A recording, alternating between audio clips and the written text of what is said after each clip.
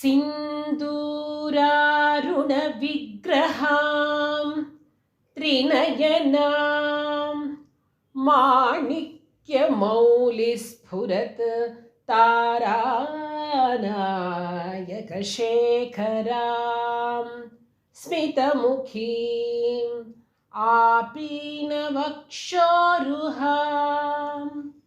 पाणिभ्यामलिपूर्णरत्नचषकं रक्तोत्पलं बिभ्रतीं सौम्यां रत्नघटस्थरक्तचरणां ध्यायेत् परामंबिकाम्.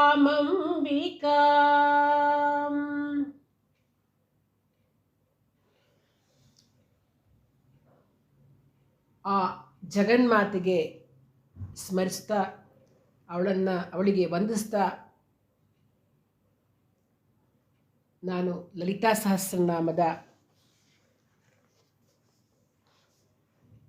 ಪ್ರತಿಯೊಂದು ನಾಮಗಳ ಅರ್ಥವನ್ನು ಹೇಳಬೇಕು. ಅದಕ್ಕಿಂತ ಮುಂಚೆ ಲಲಿತಾ ಸಹಸ್ರನಾಮದ ಅಂದರೆ ಲಲಿತಾ ತ್ರಿಪುರ ಸುಂದರಿ ಯಾರು, ಹೇಗೆ ಸೃಷ್ಟಿಯಾಯಿತು, ಲಲಿತಾ ತ್ರಿಪುರ ಸುಂದರಿಯ ಆವಿರ್ಭಾವ ಯಾತಕ್ಕಾಗಿ ಆಯಿತು ಅನ್ನೋದನ್ನು ನಾನು ಮೊದಲಿಗೆ ವಿವರಣೆ ಕೊಡ್ತೀನಿ. ಎಲ್ರಿಗೂ ನಮಸ್ಕಾರ. ನಾನು ಡಾಕ್ಟರ್ ಅನಸೂಯ ರಾಜೀವ್.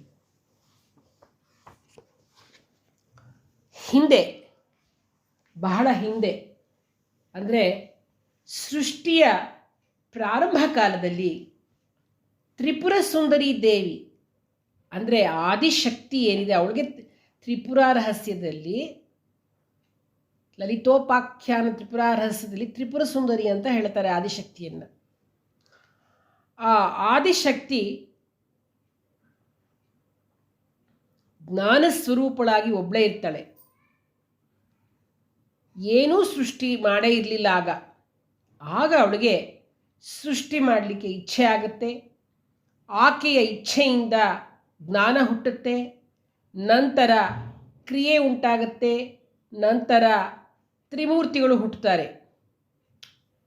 ದೇವಿಯ ದೃಷ್ಟಿ ತ್ರಿಮೂರ್ತಿಗಳ ಮೇಲೆ ಬಿದ್ದಾಗ ಶಿವ ಇಚ್ಛಾಸ್ವರೂಪನಾಗಿ, ವಿಷ್ಣು ಜ್ಞಾನಸ್ವರೂಪನಾಗಿ, ಬ್ರಹ್ಮ ಕ್ರಿಯಾಸ್ವರೂಪನಾಗಿ ಆಗ್ತಾರೆ. ದೇವಿ ಬ್ರಹ್ಮನಿಗೆ ಸೃಷ್ಟಿ ಕಾರ್ಯವನ್ನು ಒಪ್ಪಿಸ್ತಾಳೆ. ಬ್ರಹ್ಮ ಪಂಚಭೂತಗಳನ್ನು ಸೃಷ್ಟಿ ಮಾಡಿ ಭೂಮಿಯನ್ನು ಸೃಷ್ಟಿಸ್ತಾನೆ. ನಂತರ ಬ್ರಹ್ಮ ಎಲ್ಲ ತರಹದ ಜೀವಿಗಳನ್ನು ಸೃಷ್ಟಿಸ್ತಾನೆ. ಎಲ್ಲವನ್ನ ಸೃಷ್ಟಿ ಮಾಡಿದ ಬಳಿಕ ಅವು ಲಯ ಆಗ್ತಾ ಇರ್ತವೆ. ಇದು ಬಹಳ ಚಿಂತೆ ಆಗುತ್ತೆ. ಆಗ ಆ ಆದಿಶಕ್ತಿ ವಿಷ್ಣುವನ್ನು ಜಗತ್ತನ್ನು ರಕ್ಷಿಸೋದಕ್ಕೆ ನಿಯಮಿಸ್ತಾಳೆ. ಪ್ರತಿ ದಿವಸ ಜಗತ್ತು ನಾನಾ ಬಗೆಯ ಪದಾರ್ಥಗಳಿಂದ ತುಂಬ ಹೋಗಿಬಿಡತ್ತೆ. ಭೂಮಿನಲ್ಲಿ ಜಾಗವೇ ಇಲ್ಲ, ಒಂಚೂರು ಜಾಗನೇ ಇಲ್ಲ. ಘರ್ಷಣೆ ಪ್ರಾರಂಭವಾಗ್ಬಿಡತ್ತೆ.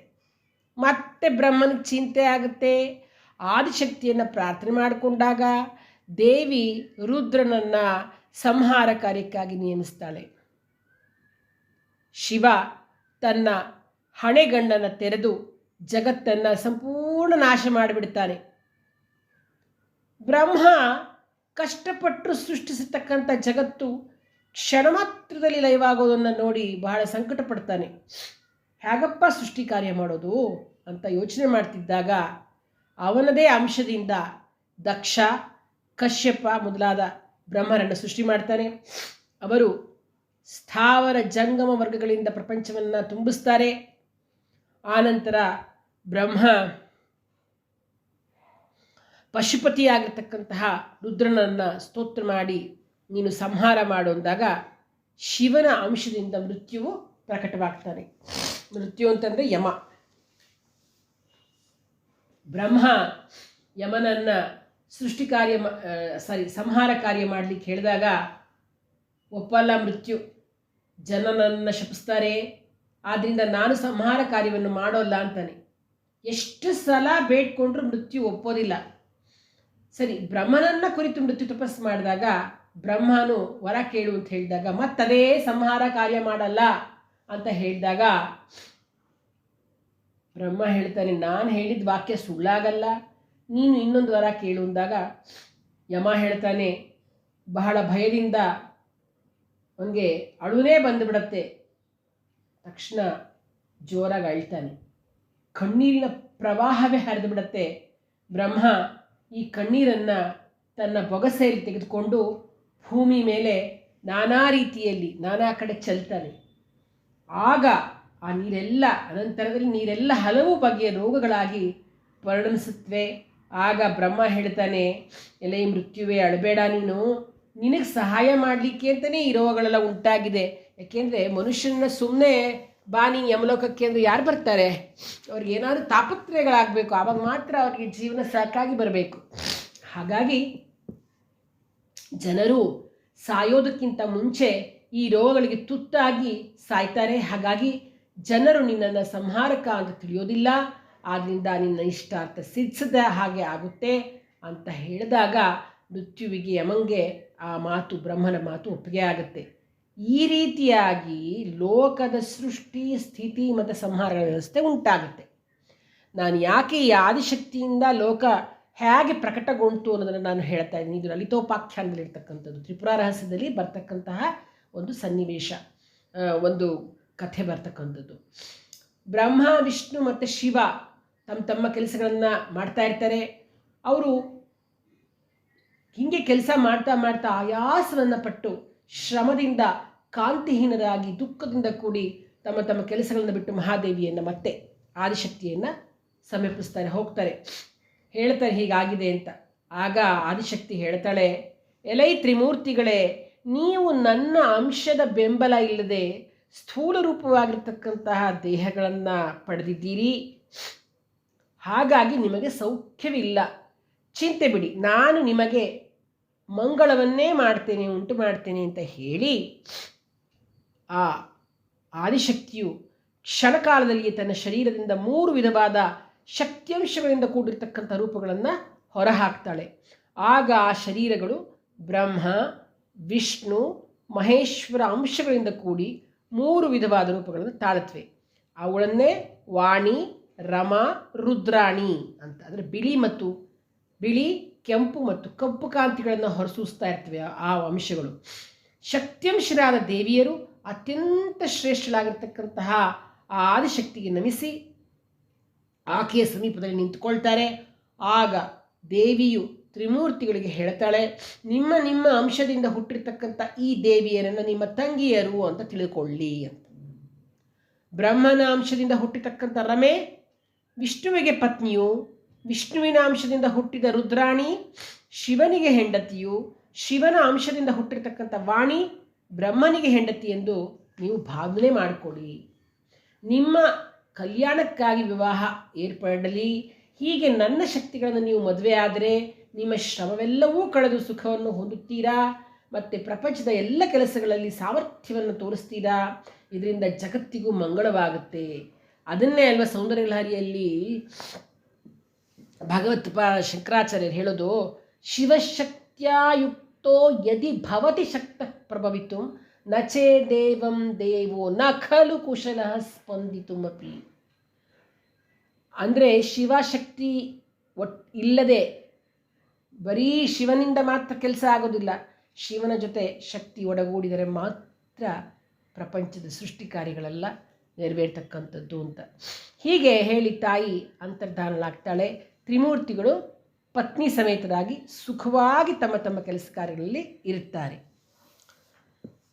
ಇಲ್ಲಿ ಏನಾಗುತ್ತೆ ಅಂತಂದರೆ,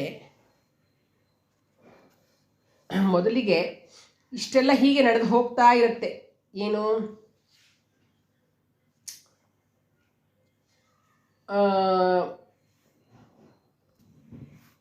ಹೀಗೆ ಸೃಷ್ಟಿ ಕಾರ್ಯಗಳೆಲ್ಲ ನಡೀತಾ ಇರುತ್ತೆ. ಬಹಳಷ್ಟು ಘಟನೆಗಳೆಲ್ಲ ನಡೀತಾ ಇರುತ್ತೆ, ಹೀಗೆ ಆಗ್ತಾ ಇರುತ್ತೆ. ಒಂದು ಸರ್ತಿ ಶಿವ ತಪಸ್ ಮಾಡ್ತಿರ್ತಾನೆ. ಮನ್ಮಥ ಅವನ ತಪಸ್ಸನ್ನು ಭಂಗ ಮಾಡಿಬಿಡ್ತಾನೆ. ಅದು ಲೋಕ ಕಲ್ಯಾಣಕ್ಕಾಗಿಯೇ ಆಗ್ತಾ ಇರೋದು. ಆದರೆ ಆ ಸಮಯದಲ್ಲಿ ಶಿವ ತಪಸ್ ಮಾಡ್ತಾ ಇದ್ದಾಗ ಅವನ ತಪಸ್ಸನ್ನು ಕೆಡಿಸಿದ್ದಕ್ಕೋಸ್ಕರ ತನ್ನ ಕೋಪ ಬಂದು ಶಿವ ತನ್ನ 3ನೇ ಕಣ್ಣಿನಿಂದ ಮನ್ಮಥರನ್ನು ಸುಟ್ಟು ಬೂದಿ ಮಾಡಿಬಿಡ್ತಾನೆ. ಆ ಬೂದಿಯೆಲ್ಲ ಅಲ್ಲೇ ಒಂದು ಕಡೆ ಬಿದ್ದಿರುತ್ತೆ. ಚಿತ್ರಕರ್ಮ ಅಂತಕ್ಕಂತಹ ಒಬ್ಬ ಗಣೇಶ್ವರ ಬೂದಿಯನ್ನು ಒಟ್ಟುಗೂಡಿಸಿ ಅದರಿಂದ ಒಂದು ಪುರುಷಾಕೃತಿಯನ್ನು ತಯಾರು ಮಾಡ್ತಾನೆ. ಒಂದು ದಿವಸ ಶಿವ ತನ್ನ ಎದುರಿಗಿರ್ತಕ್ಕಂತಹ ಆ ಪುರುಷಾಕೃತಿಯನ್ನು ನೋಡ್ತಾನೆ. ಶಿವ ನೋಡಿದ್ದೇ ತಡ ಅದಕ್ಕೆ ಜೀವ ಬಂದುಬಿಡುತ್ತೆ. ಸಾಕ್ಷಾತ್ ಮನ್ಮಥನಂತೆ ಇದ್ದವನನ್ನು ಚಿತ್ರಕರ್ಮ ತಬ್ಕೊಂಡು, ಯಾಕೆಂದರೆ ಅವನೇ ತಾನೇ ಅದನ್ನು ಮೂರ್ತಿ ಮಾಡಿದ್ದು, ಮಗನೇ ಶಿವನನ್ನು ಧ್ಯಾನ ಮಾಡು ಅಂತ ಹೇಳ್ತಾನೆ. ಆಗ ಆ ಮಗು ಆ ಪುರುಷ ಆಗಿರ್ತಾನಲ್ಲ ಅವನು ಚಿತ್ರಕರ್ಮನಿಂದ ಶತರುದ್ರೀಯ ಮಂತ್ರದ ಉಪದೇಶ ಪಡೆದು ಶಿವನನ್ನು ಕುರಿತು ಘೋರ ತಪಸ್ಸು ಮಾಡ್ತಾನೆ. ತಪಸ್ಸಿನಿಂದ ಸಂತುಷ್ಟನಾಗಿರ್ತಕ್ಕಂಥ ಶಿವ ಅವನಿಗೆ 1000 ವರ್ಷ ಚಕ್ರವರ್ತಿಯಾಗಿ ಇರುವಂಥ ವರ ಕೊಟ್ಟುಬಿಡ್ತಾನೆ. ಆಯ್ತಲ್ಲ, ಶಿವನ ಕೆಲಸದಿಂದ ದುಃಖಿತನಾಗಿರ್ತಕ್ಕಂಥ ಬ್ರಹ್ಮ, ಯಾಕೆಂದರೆ ಇವನು ಇವಾಗ ಹೇಗೆ ಅಂತಂದರೆ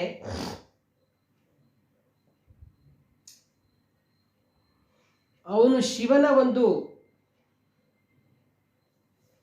ಉರಿಯಿಂದ ಅಂದರೆ ಕೋಪದಿಂದ ಹುಟ್ಟಿರ್ತಕ್ಕಂಥದ್ದಲ್ವ, ಅವನು ಶಿವನ ಕೋಪದ ಒಂದು ಜ್ವಾಲೆಯಿಂದ ಸುಟ್ಟು ಹುಟ್ಟಿರುತ್ತಾನೆ. ಹಾಗಾಗಿ ಅವನು ದೈವತ್ವಕ್ಕಿಂತ ರಾಕ್ಷಸಿ ವೃತ್ತಿಗಳೇ ಅವನಲ್ಲಿ ಜಾಸ್ತಿ ಇರುತ್ತೆ. ಇದನ್ನು ಗೊತ್ತಿರುತ್ತಲ್ಲ ಬ್ರಹ್ಮಂಗೆ, ಅವನು ಭಂಡ ಅಂತಾನೆ. ಅಂದರೆ ಅಚಾತುರ್ಯವಾಗೋಯ್ತು ಈ ಥರ ನೀನು ಈಶ್ವರ ಕೊಟ್ಟಿರ್ತಕ್ಕಂಥ ವರ ಅಂತ. ಇದರಿಂದ ಚಿತ್ರಕರ್ಮ ಸೃಷ್ಟಿ ಮಾಡಿರ್ತಾನಲ್ಲ ಆ ಒಂದು ಪುರುಷನಿಗೆ ಭಂಡಾಸುರ ಅಂತ ಹೆಸರಾಯಿತು. ಈ ಭಂಡಾಸುರ ದೇವಶಿಲ್ಪಿ ಮಯನಿಂದ ನಿರ್ಮಿತವಾಗಿರ್ತಕ್ಕಂತಹ ಶೋಣಿತಪುರದಲ್ಲಿ ಇರ್ತಾನೆ. ದೊಡ್ಡ ಸಾಮ್ರಾಜ್ಯವನ್ನು ಕಟ್ಟಿ ಕಡೆಗೆ ದೇವಲೋಕಕ್ಕೆ ಲಗ್ಗೆ ಇಟ್ಟು ಇಂದ್ರನನ್ನೂ ಸೋಲಿಸಿ ದೇವಲೋಕವನ್ನು ಆಳ್ತಾ ಇರ್ತಾನೆ. 3 ಲೋಕಗಳಲ್ಲೂ ಭಾಳಷ್ಟು ತೊಂದರೆ ಮಾಡ್ತಾನೆ. ಲೋಕಗಳೇ ಅವನ ಕಾಟ ತಡಿಲಾರೆ ತ್ರಾಹಿ ಅಂತ ತ್ರಾಹಿ ಆಗೋಗ್ಬಿಡುತ್ತೆ, ಅಷ್ಟು ತೊಂದರೆ ಆಗ್ಬಿಡುತ್ತೆ. ಬಂಡಾಸುರ ಅವನ ಮಕ್ಕಳು ಎಲ್ಲ ಜನರನ್ನ ಹಗಲು ರಾತ್ರಿ ಪೀಡಿಸ್ತಾ ಇರ್ತಾರೆ. ಸರಿ, ಭಂಡಾಸುರನ ಉಪಟಳ ತಡೆಯೋಕ್ಕಾಗಲ್ಲ. ದೇವೇಂದ್ರ ಏನು ಮಾಡ್ತಾನೆ, ನಾರದರ ಸಲಹೆ ತಗೊಂಡು ಹಿಮಗಿರಿಯ ತಪ್ಪಲಿನಲ್ಲಿ ಭಾಗೀರಥಿ ನದಿಯ ತೀರದಲ್ಲಿ ಆದಿಶಕ್ತಿಯನ್ನು ಉದ್ದೇಶಿಸಿ ಒಂದು ಮಹಾಯಜ್ಞವನ್ನು ಮಾಡಬೇಕು ಅಂತ ಶುರು ಮಾಡ್ತಾನೆ. ಆ ಮಹಾಯಜ್ಞವನ್ನು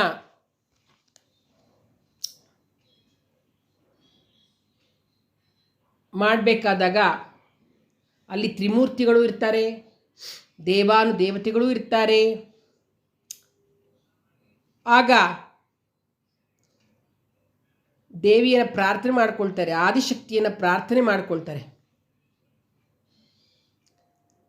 ಏನು ಪ್ರಾರ್ಥನೆ ಮಾಡ್ಕೊಳ್ತಾರೆ ಅಂತಂದರೆ, ನಮಗೆ ನೀನು ಲೋಕ ಕಲ್ಯಾಣಕ್ಕಾಗಿ ಲೋಕಕ್ಕೆ ಮಹೇಶ್ವರಿಯಾಗಿ ನೀನು ಲೋಕದ ಸಾರಭೂತದ ತತ್ವವೂ ಗುಣಮಯವೂ ಆಗಿರ್ತಕ್ಕಂತಹ ಶರೀರವನ್ನು ನಮಗಾಗಿ ದಯವಿಟ್ಟು ಧರಿಸಿ ಬರಬೇಕು.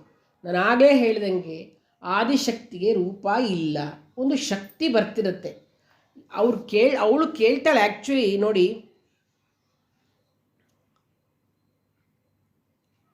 ಈ ಒಂದು ಯಾಗ ಮಾಡಬೇಕಾದ್ರೆ ಭಗವಂತ ಅಂದರೆ ತ್ರಿಮೂರ್ತಿಗಳು ದೇವತೆಗಳು ಎಲ್ಲ ಇರ್ತಾರೆ. ದೇವತೆಗಳು ಕೇಳಿದಾಗ ಹೀಗೆ ನೀನು ಬರಬೇಕು, ನಿನ್ನ ಸ್ವರೂಪವನ್ನು ನಾವು ಸೇವಿಸಬೇಕು ಅಂದಾಗ ದೇವಿ ಒಪ್ಕೊಳ್ತಾಳೆ. ಆದಿಶಕ್ತಿ ಒಪ್ಕೊಂಡು, ನಾನು ನಿಮಗೆ ಹಿತವನ್ನುಂಟು ಮಾಡೋದಕ್ಕಾಗಿ ಎಲ್ಲರಿಗೂ ಗೋಚರವಾಗುವ ಸ್ವರೂಪವನ್ನೇ ಧರಿಸ್ತೇನೆ ಅಂತ ಹೇಳ್ತಾಳೆ. ಆವಾಗಲೂ ಕೇಳ್ತಾಳೆ, ಯಾವ ಥರ ನನ್ನ ಒಂದು ಅಪಿಯರೆನ್ಸ್ ಇರಬೇಕು ಅಂತ ಕೇಳಿದಾಗ, ಕಣ್ಣಿಗೆ ಹಿತವಾಗಿರ್ತಕ್ಕಂಥದ್ದು ಸ್ತ್ರೀ. ಪುರುಷ ಹಾಗೂ ಸ್ತ್ರೀಯರಲ್ಲಿ ಅತ್ಯಂತ ಸೌಂದರ್ಯ ಅಂತಂದರೆ ಆ ತಾಯಿನೇ, ಆ ಸುಂದರ ಅಂತಂದರೆ ಆ ಹೆಣ್ಣೆ. ಅದನ್ನು ಹೆಣ್ಣಿನ ರೂಪದಲ್ಲಿ ಬಾ ಅಂತಲೇ ಕೇಳ್ಕೊಳ್ತಾರೆ ದೇವತೆಗಳು. ಅದಕ್ಕೆ ಅಮ್ಮ ಒಪ್ಕೋತಾಳೆ. ಆದಿಶಕ್ತಿ ಒಪ್ಕೊಂಡು ಏನು ಮಾಡ್ತಾಳೆ, ಆಯಿತು ನಾನು ಬರ್ತೇನೆ, ಆದರೆ ನಾನು ಈ ಬ್ರಹ್ಮಾಂಡಗಳಲ್ಲೇ ಇರೋದಿಲ್ಲ, ಮತ್ತು ಸಮಸ್ತ ಬ್ರಹ್ಮಾಂಡಗಳಲ್ಲೂ ಇರತಕ್ಕಂಥ ಜನರಿಗೆ ಆರಾಧನೆಗೆ ಅನುಕೂಲಕವಾಗಿ ನಾನು ಬೇರೊಂದು ದ್ವೀಪವನ್ನು ನಾನು ಸೃಷ್ಟಿ ಮಾಡ್ತೇನೆ. ಅದಕ್ಕಾಗಿ ಎಲ್ರಿಗೂ ಸಮಾನವಾಗಿ ದರ್ಶನಕ್ಕೆ ಅನುಕೂಲವಾಗಿ ಕ್ಷೀರ ಸಮುದ್ರದಲ್ಲಿ ರತ್ನದ್ವೀಪವನ್ನು ಸೃಷ್ಟಿ ಮಾಡ್ತೇನೆ. ಲೋಕದ ಒಡೆಯರಾದ ನೀವೆಲ್ಲರೂ ಅಲ್ಲಿ ನನ್ನ ಪ್ರೀತಿಗಾಗಿ ಭಕ್ತಿ ಭಾವಗಳಿಂದ ಯುಗಾದಿಗಳನ್ನು ಮಾಡುವರಾಗಿ ಅಲ್ಲಿ ಜ್ಞಾನಸ್ವರೂಪವಾದ ಅಗ್ನಿಯನ್ನು ಉರಿಸಿ ಪರಿಶುದ್ಧವಾದ ಬೆಂಕಿ ಉರಿತಾ ಇದ್ದಾಗ ನಿಮ್ಮ ಇಷ್ಟ ಬಂದಂತೆ ಸ್ತ್ರೀ ಪುರುಷ ಸ್ವರೂಪಗಳನ್ನು ಧರಿಸಿರ್ತಕ್ಕಂತಹ ಮಂಗಳಕರರಾದ ನನ್ನನ್ನು ಧ್ಯಾನಿಸಿ, ಅಲ್ಲಿ ನಿಮ್ಮ ಧ್ಯಾನಕ್ಕೆ ಅನುರೂಪವಾಗಿರ್ತಕ್ಕಂಥ ಶರೀರವನ್ನು ನಾನು ಧರಿಸಿ ನಿಮ್ಮ ಬ್ರಹ್ಮಾಂಡಗಳೆಲ್ಲವನ್ನೂ ಕಾಪಾಡ್ತೇನೆ. ಅಲ್ಲಿ ನಿಮಗೆಲ್ಲರಿಗೂ ನನ್ನ ಸ್ಥೂಲವಾದ ರೂಪವನ್ನು ಧರಿಸಿ ದರ್ಶನವನ್ನು ಕೊಡ್ತೇನೆ ಅಂಥೇಳಿ ಅಂತರ್ಧಾನಳಾಗ್ತಾಳೆ. ಆಗ ಅವಳ ಮಾತಿನಂತೆ, ಆದಿಶಕ್ತಿಯ ಮಾತಿನಂತೆ ಬ್ರಹ್ಮಾದಿಗಳು ಬ್ರಹ್ಮಾಂಡದ ಹೊರಗಡೆಗೆ ಒಂದು ಕ್ಷೀರ ಸಮುದ್ರವನ್ನು ಸೇರಿ ಮಣಿದ್ವೀಪವನ್ನು ನೋಡಿ ಅಲ್ಲಿ ಅಗ್ನಿಕುಂಡವನ್ನು ರಚಿಸ್ತಾರೆ. ಶಿವ ತನ್ನ ಕಣ್ಣಿನಿಂದ ಆ ಕುಂಡಕ್ಕೆ ಅಗ್ನಿಯನ್ನು ಸೃಷ್ಟಿಸಿಕೊಡ್ತಾನೆ. ವಿಷ್ಣು ತನ್ನ ಮನಸ್ಸಿನಿಂದ ಕಟ್ಟಿಗೆ ಸೃಷ್ಟಿಸ್ತಾನೆ. ಬ್ರಹ್ಮ ತನ್ನ ಮನಸ್ಸನ್ನೇ ಯಾಗಪಶುವನ್ನಾಗಿ, ಬುದ್ಧಿಯನ್ನೇ ತುಪ್ಪವನ್ನಾಗಿ, ಅಹಂಕಾರವನ್ನೇ ಹವಿಸ್ಸಾಗಿ ಮಾಡ್ತಾನೆ. ಅವನು ಅದನ್ನು ಹೋಮ ಮಾಡಿದಾಗ ತನ್ನ ಇಂದ್ರಿಯಗಳನ್ನೇ ಪಾತ್ರೆಗಳನ್ನಾಗಿ ಮಾಡಿಕೊಂಡು ಸ್ತ್ರೀ ಮೂರ್ತಿಯನ್ನು ಧರಿಸಿದ ಶ್ರೇಷ್ಠಳಾಗಿರ್ತಕ್ಕಂಥ ದೇವತಾಮೂರ್ತಿಯನ್ನೇ ಧ್ಯಾನ ಮಾಡುತ್ತಾ ತನ್ನ ಅಂತರಾತ್ಮ ಬೆಂಕಿಯಲ್ಲಿ ಹೋಮ ಮಾಡೋದಕ್ಕೆ ಇಷ್ಟಪಡ್ತಾನೆ. ಅದರಂತೆ ದೇವಿ ಅಗ್ನಿಕುಂಡದಿಂದ ಹೊರಗೆ ಕಾಣಿಸಿಕೊಳ್ತಾಳೆ. ಚಿದಗ್ನಿಕುಂಡ ಸಂಭೂತ ದೇವ ಕಾರ್ಯ ಸಮಪ್ರಭಾ. ಅವಳು ಅಗ್ನಿಕುಂಡದಿಂದ ಹೊರಗೆ ಬರ್ತಾಳೆ. ಅನಂತರ ಪರಾಶಕ್ತಿ ಸ್ವರೂಪಳಾಗಿರ್ತಕ್ಕಂಥ ಆಕೆ ತನಗೆ ಎಲ್ಲಿ ಕೂತ್ಕೊಳ್ಳೋಕೆ ಜಾಗ ಅಂತ ಕೇಳ್ತಾಳೆ. ಬಂದ್ಬಿಟ್ಟಿದ್ದಾಳೆ ಅಲ್ಲಿಂದ, ಅಗ್ನಿಕುಂಡದಿಂದ ಬಂದಿದ್ದಾಳೆ, ನನಗೆಲ್ಲಿ ಆಸನ ಅಂದಾಗ ಆಕೆಯ ಅಪ್ಪಣೆಯ ಪ್ರಕಾರ ವಿಶ್ವಕರ್ಮ ಶ್ರೇಷ್ಠವಾಗಿರ್ತಕ್ಕಂಥ ಆಸನವನ್ನು ಕಲ್ಪಿಸ್ಕೊಡ್ತಾನೆ. ಎಷ್ಟು ಬಾರಿ ಎಷ್ಟು ಗಟ್ಟಿಯಾದ ಪದಾರ್ಥದಿಂದ ಆಸನವನ್ನು ಮಾಡಿರೋದು ಪುಡಿಯ ಹೋಗ್ತಾ ಇರುತ್ತೆ. ಆಗ ಅಲ್ಲಿಗೆ ಸದಾಶಿವ ಬರ್ತಾನೆ. ತ್ರಿಮೂರ್ತಿಗಳು ಸದಾಶಿವ ಈಶ್ವರ ಎಲ್ಲರ ಸಾರವನ್ನು ಸಂಗ್ರಹಿಸಿ ಸದಾಶಿವ ಬಹಳ ಸುಂದರವಾದ ಈಶ್ವರ, ರುದ್ರ, ವಿಷ್ಣು, ಬ್ರಹ್ಮ, ಸದಾಶಿವ ಎಂತಕ್ಕಂತಹ 5 ಮೂರ್ತಿಗಳ ರಚನೆ ಮಾಡ್ತಾನೆ. ಆ ಆಸನಕ್ಕೆ ಸದಾಶಿವನ ಅಂಶದಿಂದ ಚಂದ್ರದ ರಾಶಿಯಂತೆ ಕೆಂಪಾದ ಹಲಿಗೆಯನ್ನು ರಚಿಸ್ತಾನೆ. ಆ ಹಲಿಗೆಗೆ ಈಶ್ವರ, ರುದ್ರ, ವಿಷ್ಣು, ಬ್ರಹ್ಮನ ಶಕ್ತಿಗಳ ಗುಂಪಿನ ಸಾರದಿಂದ 4 ಕಾಲುಗಳನ್ನು ರಚಿಸ್ತಾನೆ. ಆನಂತರ ಇಡೀ ಭೂಮಿಯ ಸಾರವನ್ನು ಸಂಗ್ರಹಿಸಿ ಹಾಸಿಗೆಯನ್ನು, ಮಗ್ಲಾಸಿಗೆಯನ್ನು ಕಲ್ಪಿಸ್ಕೊಡ್ತಾನೆ. ಅದರಲ್ಲಿ ತಲೆಗೆ ಮೇರು ಪರ್ವತಗಳ ಶಿಖರಗಳ ಸಮುದಾಯದ ಸಾರವನ್ನು ಸೇರಿಸಿ ಮಾಡಿರ್ತಕ್ಕಂತಹ ಹಂಸತೂಲಿಕಾ ತಲುಪಿದಂತಿರ್ತಕ್ಕಂಥ ಕೋಮಲವಾದ ದಿಂಬನ್ನು ಸೃಷ್ಟಿಸ್ತಾನೆ. ಸದಾಶಿವ ಆಕೆಗೆ ನಮಸ್ಕರಿಸಿ, ತಾಯಿಯೇ ಆಸನವು ಸಿದ್ಧವಾಗಿದೆ, ತಾವು ಕುಳಿತುಕೊಳ್ಳಬೇಕು ಅಂತ ಹೇಳ್ತಾರೆ. ಇದು ಮಂದಿರವಿಲ್ಲದೆ ಉಪಯೋಗವಾಗೋದಿಲ್ಲ, ಮಂಗಳಕರವಾದ ಮಂದಿರ ಬೇಕಾಗಿದೆ ಅಂತ ಹೇಳಿ ಮಂಗಳಕರವಾದ ಒಂದು ಮಂದಿರವನ್ನು ರಚನೆ ಮಾಡ್ತಾರೆ. ಚಿಂತಾಮಣಿ ಸಮೂಹದಿಂದ ಕೂಡಿರ್ತಕ್ಕಂತಹ ನಾನಾ ವಿಧವಾದ ರತ್ನಗಳಿಂದ ಸುಂದರವಾಗಿರ್ತಕ್ಕಂತಹ 2,000 ಯೋಜನೆಗಳು ವಿಸ್ತಾರವಾಗಿರ್ತಕ್ಕಂತಹ 4 ಬಾಗಿಲುಗಳು 4 ವೇದ ಸ್ವರೂಪವಾಗಿಯೂ ಮೇಲು ಭಾಗದಲ್ಲಿ ಆಕಾಶವೇ ಛಾವಣಿಯಾಗಿದ್ದು ಬಹಳ ಪ್ರಕಾಶಮಾನವಾಗಿಯೂ ಇದ್ದು ಸುತ್ತಲೂ ಮಂಗಳಕರವಾಗಿರ್ತಕ್ಕಂಥ ಮಹಾಪದ್ಮವನ್ನು ಸದಾಶಿವ ಸೃಷ್ಟಿ ಮಾಡ್ತಾನೆ. ಇಂಥ ಮನೆಯಲ್ಲಿ ದೇವಿ ರತ್ನ ಸಿಂಹಾಸನದ ಮೇಲೆ ಕುಳಿತುಕೊಳ್ತಾಳೆ. ದೇವತೆಗಳ ಬೇಡಿಕೆಯಂತೆ ದೇವಿಗೆ ಸಮನಾದ ಗಂಡನಾಗುವ ವಿಷಯದಲ್ಲಿ ದೇವಿಯು ಮುಗುಳ್ನಗ್ತಾಳೆ. ಬ್ರಹ್ಮಾಂಡದಲ್ಲಿ ಭಾರೀ ಪ್ರಮಾಣ ಶಬ್ದ ಉಂಟಾಗುತ್ತೆ. ಅಷ್ಟೇ ದೊಡ್ಡದಾದ ತೇಜಸ್ಸು ಜ್ವಲಿಸುತ್ತೆ. ಅಲ್ಲಿ ದೇವಿಯು ಆಕೆಗೆ ಸಮನಾಗಿ ಸುಂದರವಾಗಿರ್ತಕ್ಕಂತಹ ದೇವನ ತೊಡೆ ಎಂಬ ಮಂಚದ ಮೇಲೆ ಪ್ರಕಾಶಿಸ್ತಾ ಇರ್ತಾಳೆ. ಕಾಮೇಶ್ವರ, ಕಾಮೇಶ್ವರಿ, ರಾಜರಾಜೇಶ್ವರಿ, ರಾಜರಾಜೇಶ್ವರ, ತ್ರಿಪುರ ಸುಂದರ ಅಂತ ಪ್ರಸಿದ್ಧರಾಗ್ತಾರೆ ಅಮ್ಮನವರು. ಮತ್ತು ಲಲಿತಾ ತ್ರಿಪುರ ಸುಂದರಿ ಹಾಗೂ ಸದಾಶಿವ ಅಲ್ಲಿ ತ್ರಿಪುರ ಸುಂದರರಾಗಿ ಪ್ರಸಿದ್ಧರಾಗ್ತಾರೆ. ಹೀಗೆ ಲಲಿತಾ ತ್ರಿಪುರ ಸುಂದರಿಯ ಆವಿರ್ಭಾವ ಆಗುತ್ತೆ. ಈ ರೀತಿಯಾಗಿರ್ತಕ್ಕಂತಹ ನಾನು ಏನು ಹೇಳಿದೆ, ಅವಳ ಒಂದು ಅರಮನೆ ಅಂದರೆ ಅವಳು ಒಂದು ವಾಸ ಮಾಡಲಿದ್ದ ಜಾಗ ಹೇಗಿತ್ತು ಅಂದರೆ ಅದೇ ಶ್ರೀಚಕ್ರ. ಆ ಶ್ರೀಚಕ್ರದ ಹೇಗೆ ಅಂತಂದರೆ ಕ್ಷೀರಸಾಗರದ ಮಧ್ಯದಲ್ಲಿ ಕಲ್ಪವೃಕ್ಷಗಳ ತೋಟದಿಂದ ಆವೃತವಾಗಿರ್ತಕ್ಕಂಥ ಮಣಿದ್ವೀಪದಲ್ಲಿ ಕದಂಬ ವೃಕ್ಷಗಳ ಒಂದು ಉಪವನ, ಆ ಉಪವನದ ಮಧ್ಯದಲ್ಲಿ ಚಿಂತಾಮಣಿಗಳಿಂದ ಮಾಡಿರ್ತಕ್ಕಂಥ ಮನೆಯಲ್ಲಿ ತ್ರಿಕೋನಾಕೃತಿಯಾದ ಶಿವನ ಆಕಾರದ ಮಂಚದ ಮೇಲೆ ಪರಮಶಿವನ ಸಿಂಹಾಸನ ಅವನ ತೊಡೆ ಮೇಲೆ ಲಲಿತಾ ತ್ರಿಪುರ ಸುಂದರಿ ವಿರಾಜಮಾನಳಾಗಿದ್ದಾಳೆ ಅಂತಕ್ಕಂಥದ್ದು ಅವಳ ಒಂದು ಆವಿರ್ಭಾವ ಆಗ್ತಕ್ಕಂಥದ್ದು. ಆ ಒಂದು ಏನು ಮನೆ ಇದೆ ಅದೇ ಶ್ರೀಚಕ್ರ. ಆ ಶ್ರೀಚಕ್ರವನ್ನು ವರ್ಣನೆ ಮಾಡಬೇಕಾದ್ರೆ ಯಾವ್ಯಾವ ರೀತಿ ಇದೆ ಅದೇ ನಿಮಗೆ ಮುಂದೆ ಆ ನವಾವರಣಗಳು ಪ್ರತಿಯೊಂದು ಕೂಡ ಅವಳು ವಾಸ ಮಾಡ್ತಕ್ಕಂಥ ಜಾಗ, ಅಲ್ಲಿರ್ತಕ್ಕಂಥ ಪ್ರತಿಯೊಂದು ದೇವತೆಗಳು ಅವಳನ್ನು ಸೇವಿಸ್ತಾ ಇರ್ತಾರೆ. ಇದೆಲ್ಲ ನಮಗೆ ಖಡ್ಗಮಾಲಾ ಸ್ತೋತ್ರದಲ್ಲಿ ತುಂಬ ಚೆನ್ನಾಗಿ ನಮಗೆ ಅದರದ್ದು ವರ್ಣನೆ ಸಿಗ್ತಕ್ಕಂಥದ್ದು ಆಗತ್ತೆ. ಇನ್ನು ಭಂಡಾಸುರ, ನಾನು ಭಂಡಾಸುರನ ಬಗ್ಗೆ ಆಗಲೇ ಹೇಳಿದೆ. ನಾನು ಭಂಡಾಸುರ ಯಾವ ಥರ ತೊಂದರೆ ಕೊಡ್ತಾ ಇರ್ತಾನೆ ಅಂತ ಹೇಳಿದೆ. ಸರಿ, ಭಂಡಾಸುರ ಬಗ್ಗೆ ನಾರದರು ತಿಳ್ಕೊಂಡಿರ್ತಾರಲ್ಲ, ನಾರದರು ಬರ್ತಾರೆ, ಭಂಡಾಸುರನ ನೋಡೋಕ್ಕೆ ಬರ್ತಾರೆ. ಭಂಡ ಏನು ಮಾಡ್ತಾನೆ, ದೇವತೆಗಳು ಸುಟ್ಟು ಬೂದಿ ಆಗಿರ್ತಕ್ಕಂಥ ವಿಷಯ ನಾರದನಿಗೆ ಹೇಳ್ತಾರೆ. ಹೀಗೆಲ್ಲ ಸುಟ್ಟೋಯ್ತು ಅಂತಂದರೆ ಆ ಕಥೆ ಹೇಳ್ತಾ ಅವನೇ ಅನ್ಕೊಂಡ್ಬಿಡ್ತಾನೆ ತಾನೆಲ್ಲ ನಾಶ ಮಾಡಿಬಿಟ್ಟಿದ್ದೀನಿ ಅಂತ ಅನ್ಕೊಂಡ್ಬಿಟ್ಟಿರ್ತಾನೆ. ನಾರದರು ಏನು ಮಾಡ್ತಾರೆ, ತ್ರಿಪುರ ಸುಂದರಿ ಆಶ್ರಯ ಅಂದರೆ ಈ ಲಲಿತಾ ತ್ರಿಪುರ ಸುಂದರಿ ಆಶ್ರಯವನ್ನು ಪಡೆದು ನಿನ್ನ ಶತ್ರುಗಳು ಬಹಳ ವೃದ್ಧಿಯನ್ನು ಹೊಂದ್ತಾ ಇದ್ದಾರೆ, ಇಂದ್ರಾದಿ ದೇವತೆಗಳ ಪೂಜೆಗೆ ಎಲ್ಲ ಮೆಚ್ಚಿ ದೇವಿ ನಿನ್ನ ವಧೆಗಾಗಿ ಅವತರಿಸಿ ಸಿದ್ಧಳಾಗಿದ್ದಾಳೆ ಅಂತ ಹೇಳಿದಾಗ ನಾರದ ಹೇಳ್ತಾರಲ್ಲ ಆ ಮಾತನ್ನು ಕೇಳಿ ಭಂಡ ಜೋರಾಗಿ ನಗ್ತಾನೆ. ನನ್ನನ್ನು ಸೋಲ್ಸೋಕ್ಕೆ ಯಾರಿಂದಲೂ ಸಾಧ್ಯವಿಲ್ಲ ಅಂತಾನೆ. ಆದರೆ ಬಂಡನ ಹೆಂಡ್ತೀರಿದಾರಲ್ಲ, ಅವರು ತುಂಬ ದುಃಖದಿಂದ ನಾರದರನ್ನು ಉಪಚಾರ ಮಾಡಿ ಉದ್ಧಾರ ಮಾಡಿ ನಮ್ಮನ್ನು ಕಾಪಾಡಿ ಅಂತ ಕೇಳ್ಕೊಳ್ತಾರೆ ಪಾಪ ಅವರೆಲ್ಲ. ಆಗ ನಾರದ ಏನು ಮಾಡ್ತಾನೆ, ಬಂಡಾಸುರನನ್ನು ಕರೆದುಬಿಟ್ಟು ಲಲಿತಾ ತ್ರಿಪುರ ಸುಂದರಿಯ ಪರಾಕ್ರಮವನ್ನು ತಿಳಿಸಿ ನೀನು ಅವಳನ್ನು ಯುದ್ಧ ಮಾಡೋದಿರುವುದೇ ಸೂಕ್ತ ಅಂತ ಹೇಳಿಬಿಡ್ತಾನೆ. ಪರಿಪರಿಯಾಗಿ ಹೇಳ್ತಾನೆ. ನಾರದನ ಮಾತು ಕೇಳಿ ಭಂಡ ನನಗೆಲ್ಲ ಗೊತ್ತು, ನೀವು ಹೇಳಿದ ಹಾಗೆ ಎಲ್ಲವೂ ನಡೆಯುತ್ತೆ ಅಂತಲೂ ನನಗೆ ಗೊತ್ತು ಅಂತ ಹೇಳ್ತಾ ತನ್ನ ಕಥೆಯನ್ನು ತಾನು ಅವನು ಯಾತಕ್ಕೆ ಅಮ್ಮನವರಿಂದನೇ ಕೊಲ್ಲಲ್ಪಡೋದು ಅಂತ ಅವನಿಗೆ ಗೊತ್ತಿದ್ರೂ ಕೂಡ ಅವನು ತಾನು ಆ ಅಮ್ಮನವರನ್ನ ತಾಯಿಯ ಸಮಾನ ಆಗಿರ್ತಕ್ಕಂಥವಳ ತಾಯಿಯೇ ಅವಳು. ಯಾಕೆಂತಂದರೆ ಶಿವನ ಮಗನೇ ಆಗಿರ್ತಾನಲ್ಲ ಭಂಡಾಸುರ ಒಂದು ರೀತಿಯಲ್ಲಿ, ಅದನ್ನು ಅಮ್ಮನವರ ಮೇಲೇ ಕಣ್ಣು ಅಂದರೆ ಅವಳ ಮೇಲೇ ಅವನು ಯುದ್ಧ ಮಾಡಲಿಕ್ಕೆ ಬರ್ತಾನೆ. ಹಾಗಾಗಿ ಅವನಿಗೆ ಹಿಂದಿನ ಜನ್ಮದ ಕಥೆನೂ ಗೊತ್ತಿರುತ್ತೆ, ಅವನಿಗೆ ಅವಳಿಂದಲೇ ಸಾವು ಅನ್ನೋದು ಗೊತ್ತಿರುತ್ತೆ ಅವಳಿಗೆ. ಅದಕ್ಕೆ ಅವನು ಸುಮ್ಮನೆ ಆಗ್ಬಿಡ್ತಾನೆ. ಅಂದರೆ ಅವನು ಏನು ಮಾಡ್ತಾನೆ ಅಂತಂದರೆ ಅವನಿಗೆ ಭಂಡಾಸುರನಿಗೆ ಹಿಂದಿನ ಜನ್ಮದಲ್ಲಿ ಇರತಕ್ಕಂಥ ಎಲ್ಲ ಕಥೆನೂ ಗೊತ್ತಿರುತ್ತೆ. ಅವನಿಗೆ ದೇವಿಯಿಂದನೇ ತನ್ನ ಸಾವು ಉಂಟಾಗುತ್ತೆ ಅನ್ನೋದು ಗೊತ್ತಿರುತ್ತೆ ಅವನಿಗೆ. ಹಾಗಾಗಿ ಅವನೇನು ಬೇಜಾರು ಮಾಡ್ಕೊಳ್ಳಲ್ಲ. ಭಂಡಾಸುರ ಲಲಿತಾ ತ್ರಿಪುರ ಸುಂದರಿ ಜೊತೆ ಘನಘೋರವಾದ ಯುದ್ಧವನ್ನು ಮಾಡ್ತಾನೆ. ಕಡೆಗೆ ಅವನ ಅಂತ್ಯ ಆಗುತ್ತೆ.